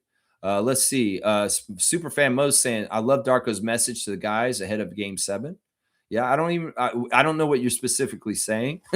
So I don't know. There's a lot of quotes that he said. So if you don't give me the exact one, I can't react to it. G saying this: when Scotty was drafted, even before he played game 1, in a post about him being a bust, I said he would be a version of Kawhi or Giannis. Kawhi's draft report said he was the worst shooting wing in his comparisons and said he would be a good role player at best. Shows what they know.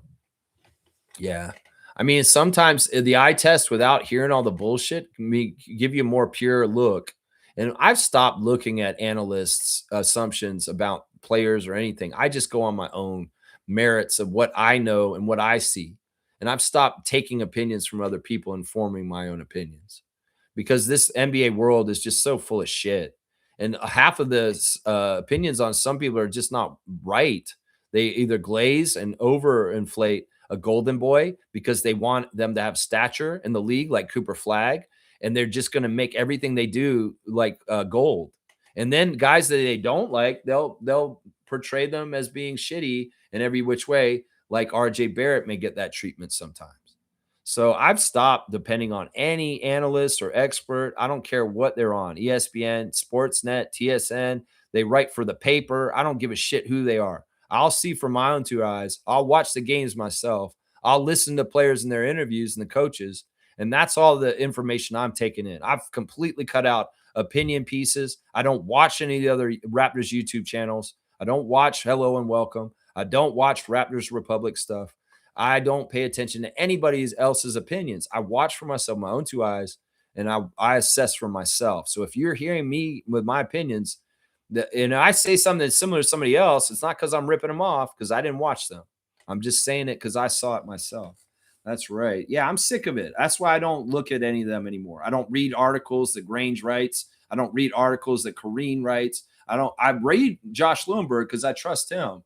And in some ways, he may be the only Raptors mainstream guy that I like a lot. And although he was throwing RJ on the bus a little bit before the game, but also he was saying, no, we need to keep him and keep him around too now too. So, let's keep going.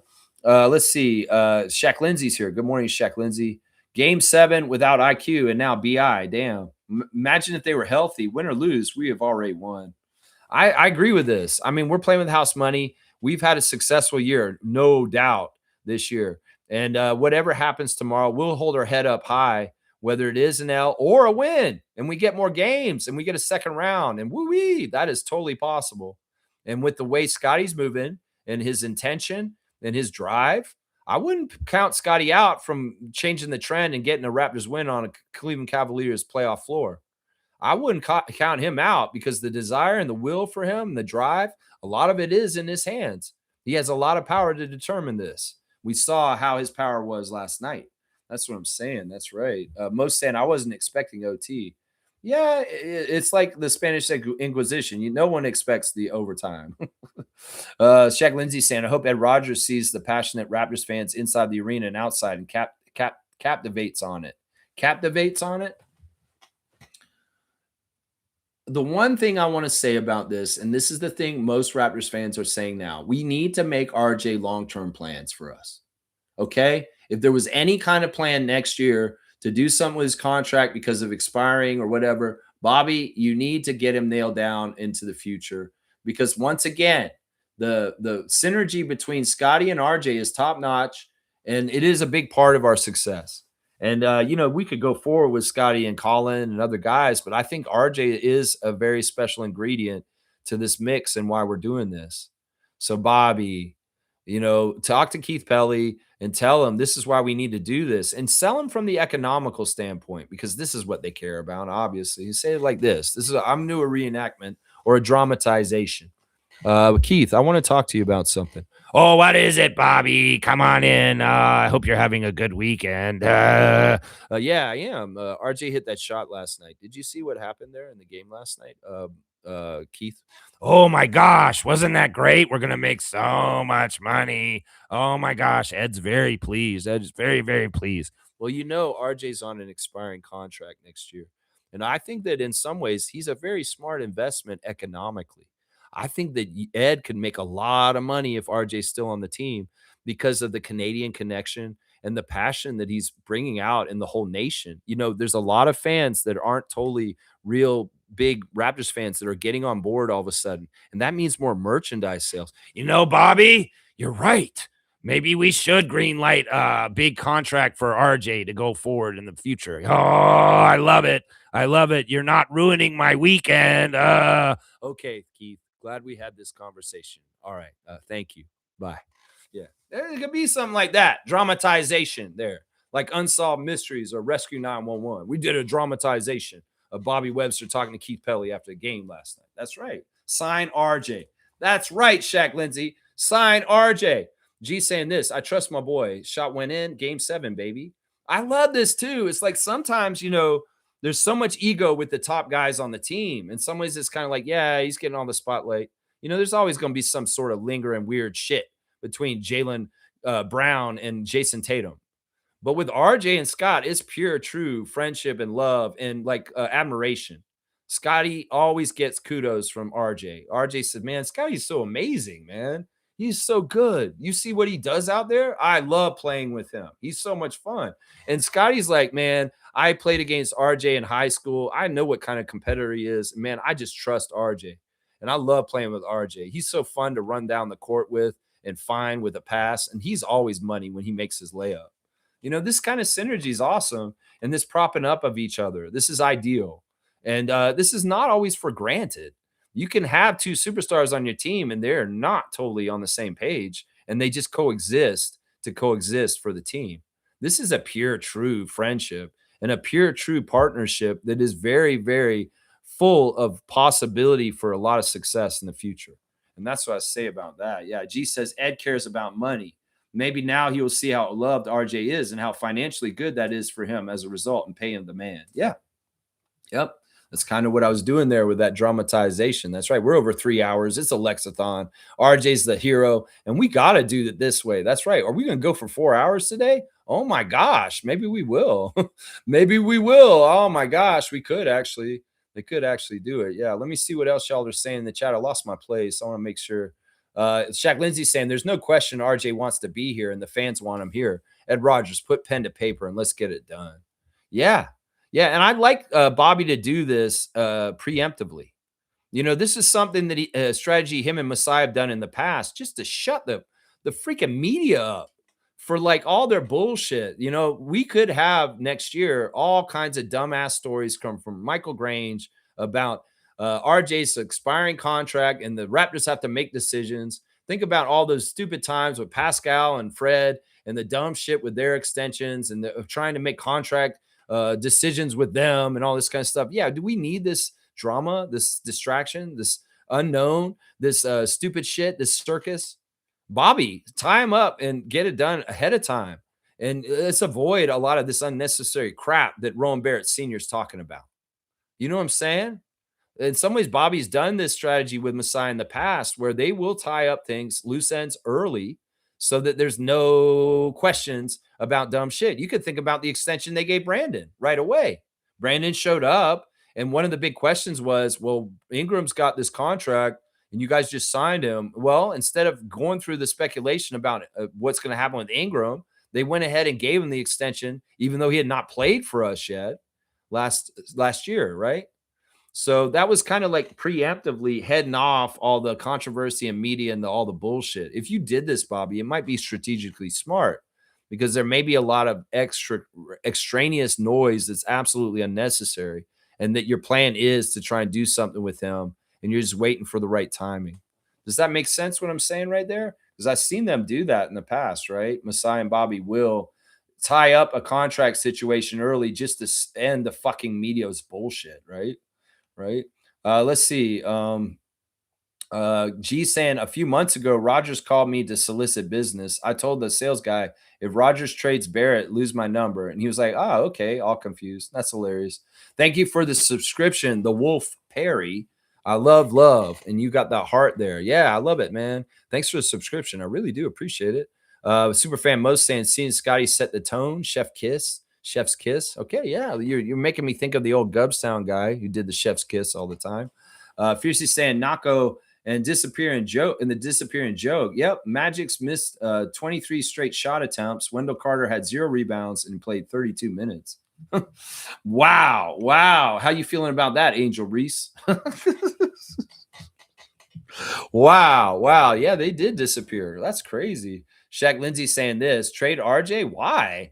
You have a top 3 pick in the 2019 draft who's only 25. He's made improvements to his game every year and hasn't hit his prime. Imagine when he does, along with Scotty at 24. Ed, stop. No, I don't think anybody wants to trade him right now. And even I'll bet you Keith Pelly and them are about it too, like keeping him. I bet you everybody's kind of unanimous. Once again, RJ controls his own destiny. When he goes and does stuff like this, he makes his case very strong. The truth hits hard. That's what it is right there. Yeah. Fiercely saying great words of wisdom to Randolph. That's a while ago, man. Shaq Lindsay saying wasting your money on some of these other sports teams and start investing in ones that work. Talking about with Ed Rogers, he's got to stop wasting his money on the Leafs. Is that what you're saying? Monique saying this: RJ's shot is all over social media, especially one in different languages. Yeah, I mean, it is something like that. I mean, this is a huge platform. The NBA playoffs is globally watched, and there are people around the world that saw RJ's shot. And you know what? In some ways, this is part of the way we get more Raptors fans too, guys. This is how we do it. They're like, oh, that was exciting. Look at how crazy the crowd is. And look at the passion in that. And people love passion. People love that kind of stuff. It's attractive. And well, this is how we get Raptors fans in the Philippines, the Raptors fans in Zimbabwe, Raptors fans in Australia, Raptors fans in in the middle of Serbia. You know, of course, the coach helps. You know, Raptors fans in Venezuela, Raptors fans around the world is what I'm saying. That's right. That's how we get it because it's all global. That's right. Shaq Lindsay's saying they didn't expect us to be here, but we're here. So in my eyes, we have already won. Cavs acting like they're under no pressure. Yeah, right. No, the analysts are even saying this, that the Cavs are under extreme pressure because it's the same narrative that Harden and Mitchell have dealt with most of their careers, fulfilling the prophecy once again if they are unsuccessful tomorrow. In some ways, we lose. Everybody expects that. We lose because we're in Cleveland. Well, it's the home court advantage coming true for all 7 games. And well, that means the Raptors' lesson is you get home court advantage next year in the first round. And then maybe you'll get past the first round next year because you didn't have it this time. Or you beat them on their home court and everybody's humiliated in Cleveland, losing in the first round to the Raptors. And James Harden and Donovan Mitchell get another chapter to the failure of their careers added to this. Oh, there's way more pressure on them. Trust me. The pressure isn't on us. They expect us to lose. That's right. And that's part of the reason why it's actually strategically beneficial to the Raptors that we get overlooked and underappreciated and no chance to do anything, because then the expectations get lowered and we can excel and look really good when we do succeed. That's what I'm saying right there. That's right. Shaq Lindsay saying if Orlando ain't going to use that magic this year, then give it to us because it seems like the Cavs are a little cocky again in Game 7, reminiscent of last year. Magic ain't got no magic. That's only in the name. There's never been anything magical about the Orlando Magic that makes them something like that. I would say it's the opposite. We have the magic up here with things like the Kawhi bounce and RJ shot last night. You know, there's a lot of magic around the Raptors, and it's derived from the passion and the energy of the fan base. That's where the magic comes from. The Magic ain't got it like that, even though their name is Magic. Blackhawk saying, I swear I wanted to beat Tony Brothers yesterday. Yeah, I was hoping Tony would be good, but he was not. And I'll admit that. And in some ways, he was an agent for the NBA. But luckily, you know, we had other refs that were fair and down the line other than Tony Brothers. And so big respect to Justin Van Dyne and Mitchell Irvin. Seriously, big respect. But Tony was an ass yesterday. He was absolutely an ass. Mr. Roger Raymond is here. Thank you guys for supporting the channel. Shaq Lindsay, Neil, and Roger. Great day, Raptor freaks. Our beloved Raptors are full of heart, grit, tenacity, excellence. They have the superpower to change minds. They really do. They really, really do. They are right in the narrative. And that's what Scotty said. RJ's changing the narrative. Yep. He changed it even more last night. That's right. Neil's saying Game 7s are good for the league. Sweeps are bad. We want to see teams fight for the W. And yesterday was chef's kiss, regardless of the W. Yep. I'm with you on that. Win or lose, I was happy with them. I was ready, embracing just in case they lost, but we are so happy to live for another day. And well, we got to do it again tomorrow, guys. We got to do it again tomorrow. Most saying it's May 2nd and we still pushing through the playoffs. It's a beautiful feeling. Post-game interview is so nice. I know the Raptors are playing in May again. And it's been a few years since that's happened. And I'm really, really, really, really happy about it. It's very special. Yeah, her stars of the game were RJ, Scotty, Colin, Jamal, and Jacoby, plus the crowd. Plus the crowd. Yeah, I wanted to give AJ one of those stars, so I put him in. Jimmy's saying facts, Lex. We're trying to spit facts here. And if I'm not spitting facts, y'all can fact check me. That's the one thing about me is because it's an open forum with the conversation. Somebody come in here and say, you're a joker. You're wrong. And this is this. I'll fact check you. And if I am wrong, I'll admit it. That's a powerful thing in this world these days when everybody wants to be right all the time and they don't like admitting when they're wrong. Well, this guy's not one of those guys. And if you prove that I'm wrong on something, in fact, if you dare to come in, it's just like Conan O'Brien gets fact checked all the time or something, that goofy thing that he used to do on his show. Well, you go ahead and fact check me. I want it because I want to be as accurate and on point as possible. And y'all are not, I don't take it as an insult. I want to be corrected if I'm wrong. And maybe not all the Raptors content creators are like this. They'll argue blue in the face their point, even if they are wrong, and justify it even more. If I'm wrong, you go ahead and tell me, and we'll talk about it. But Jimmy sees facts. That's what he's saying right here. That's right. Jimmy, good game saying this. People keep saying Cavs are more talented. Raptors are more physically talented. They keep forgetting that defense and physicality also follows under talent. I don't think they are more talented. I think that people see the really top 4 stars of them and they're mesmerized by that. And they say, well, those 4 guys by themselves are better than the whole entire Raptors team. That's bullshit. We have a very excellent starting 5. They have an excellent starting 4. And if you really look at the meat of the whole team going all the way down to 12 deep, the Raptors are more talented than the Cavs. And they have a higher payroll. Let's just remind them that too. Monique is saying this, W stream, W vibes, go Raptors for life. Keep at it always, Lex. Raptor Free Crew strong forever. Just help me limit the comments. Yeah, I'm at 3 hours and 15 minutes. So I will be wrapping it up. Hopefully maybe a half hour after 3 hours. Iron Man's back. Morning, Lex. Like I said, proud of my team. Yeah, keep being proud, Iron Man. And hopefully on Monday morning, we'll be doing another victory stream after Game 7. And we'll be even more proud then, even to another level. That's right. Fiercey's got Darko on blast. And HC saying, imagine a playoff series against Detroit. They'll definitely not allow Canadians there or it will be turned upside down. Double home court advantage. Laugh out loud. You know, it used to be that way where we traveled and took over Detroit's arena, but they've done things to shore this up. One of the things they do is they don't allow any ticket sales to Canadian credit cards to try and block us from coming there. But we'll find a way. The other thing is we have to give credit to the Pistons fan base. They've woken up a bit more in the last couple of years since they're more successful, and they've started to fill the arena better as far as supporting the Pistons.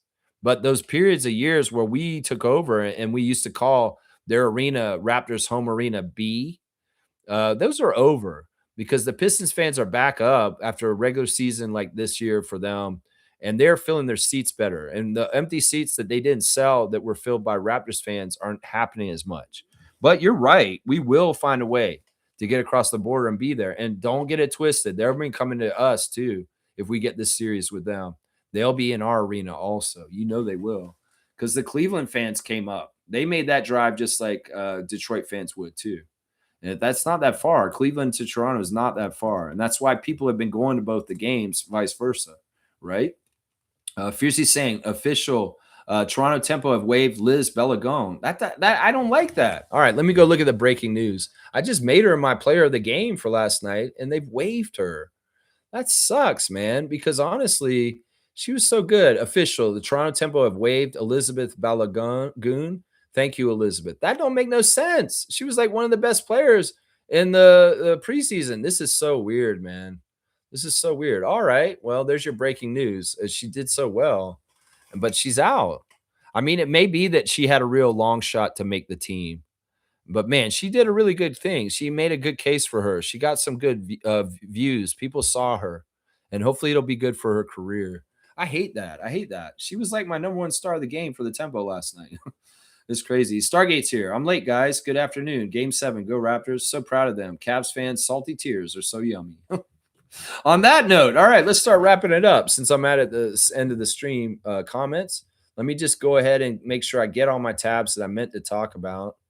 Let's see. We did the breaking news. There's no birthday today. Oh, let's do the straight goods on Canadian goods. This may be a little weird. And this is a little bit more on the tip with the Tempo and WNBA and Sephora and stuff like that. Y'all, I don't know if y'all know this, and this may be an item that you guys are like, whoa, you're doing this as the straight goods on Canadian goods. Diva Cup. Yeah, Diva Cup. Diva Cup is a feminine product that is utilized for menstruation. And well, it's a straight up Canadian good. I don't know if you knew that. So this is really for the females that are watching me right now. But Diva Cup is absolutely proudly a Canadian company for over 20 years. So if you need that kind of product and you have a choice, go with Diva Cup because they are straight up 100% Canadian. And we want to support our country. So, if you have a choice for feminine products and Diva Cup is on your list, well, you'd be supporting our country, elbows up style, if you utilize the brand Diva Cup. So, straight goods on Canadian goods, a little bit different today. Diva Cup. Go ahead and buy it if you need it because you are a female. That's what I would say right there. That's right. Great stream. Thank you, UC. Yeah, this is the true meaning of a Lexathon. Yeah, yeah. Edmund gave me a super chat because he knew I was going to go the distance today, and he wanted to make sure I was compensated. Because Edmund is kind of the control factor for the Lexathon. He's always the one who says, "Oh, it's a Lexathon. It's a Lexathon." UC saying if we win tomorrow, then I'm buying an RJ jersey after the game. There you go. There you go. I bought a Colin jersey after game 4 for the same reason because Colin was like that for game 4 on Sunday last week. That's right. That's right. Let's see. What else do I have? We'll go ahead and do the classic card of the day, of course. It's usually one of the last segments on the show. So let's go ahead and get the card out and let's see who we get today for the classic card. Nah, that's too hard. I don't want to do a super hard one right now. We did this guy yesterday. We don't want him again 2 days in a row, even though it's a different card. No, we don't want to do that one either. I'm getting choosy. All right, we'll do this one. This one's not that hard, and I'm sure you guys will get it right away. So yeah, here's the classic card of the day right here. There you go. This one's easy. Y'all should know who this is. This guy has a very legendary video game dunk.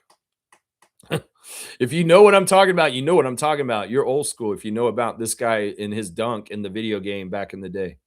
Yeah, this guy. He was in the dunk championships of many years, this guy too. And well, he won an NBA championship, but not with the Suns. Yeah, I think he won an NBA championship. Maybe he didn't. Maybe he was after that. He would have won it with Lenny, our old coach, Lenny Wilkins.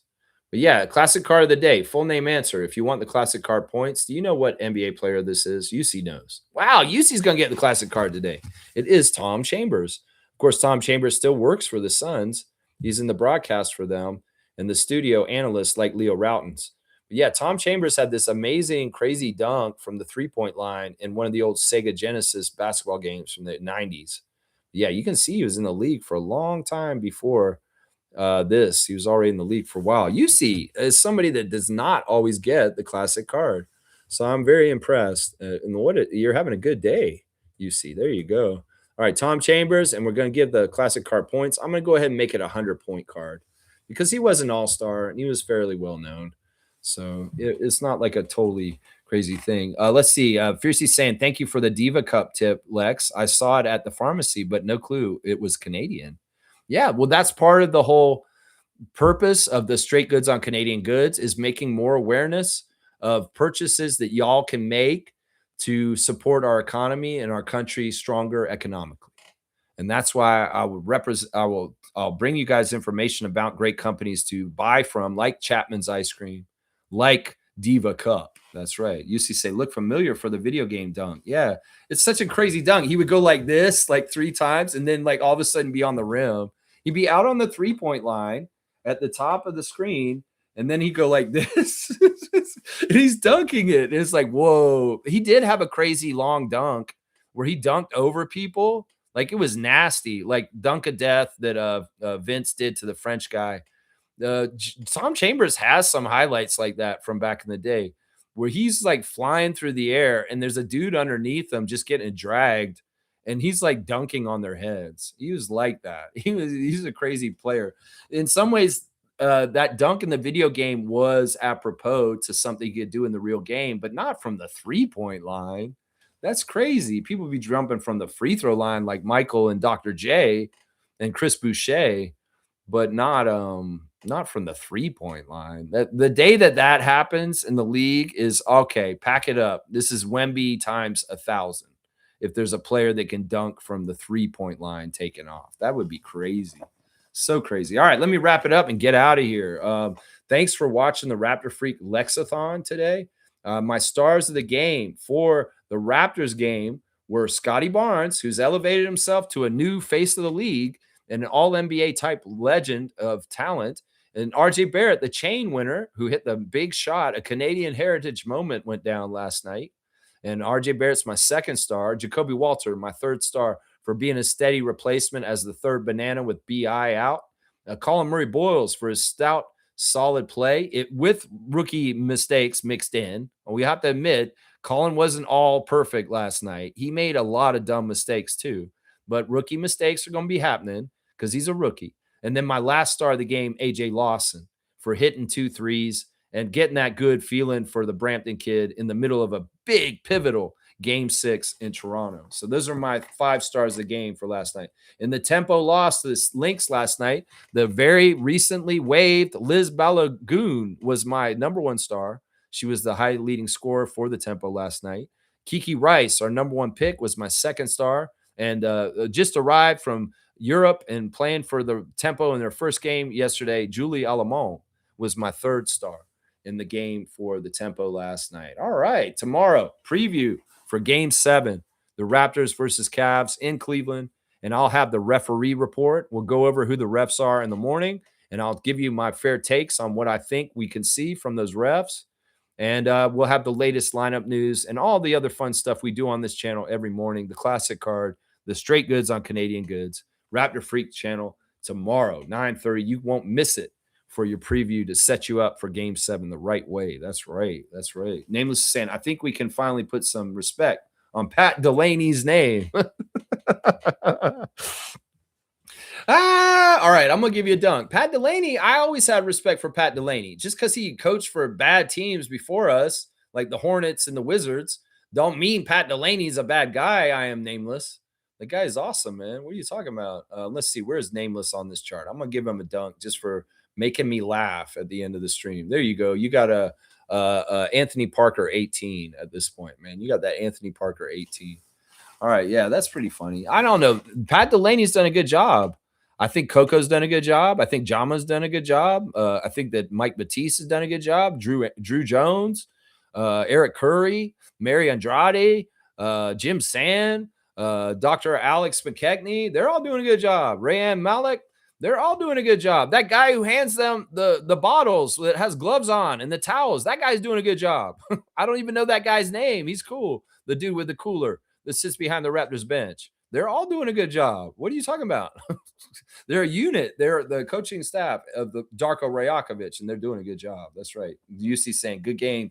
Take care, y'all. Go Raptors. Let's go. That's right. I love it. All right, y'all. Thanks for watching me. We'll see y'all tomorrow. Let's go Raptors. Hold your head up high, Raptors Nation. And celebrate your Canadian guy, RJ Barrett. Let's not put any bad words on his name anymore. Let's listen to Roa Barrett Sr. and let's respect his son and say, yes, Bobby, give him an extension. Make him a Raptor for a long, long time next to Scotty Barnes and see that second Larry O'Brien come towards us sooner than later. That's right. Be proud, Canadians. Be proud of your guy, RJ, number 9, the man from Mississauga, and the things he's doing right now. I know his mother is proud. I know his father's proud. And I know that the angel on his shoulder is proud up above watching him too. Let's go, Raptors! Let's go, RJ! Yeah, baby! We're coming for you, Cavs!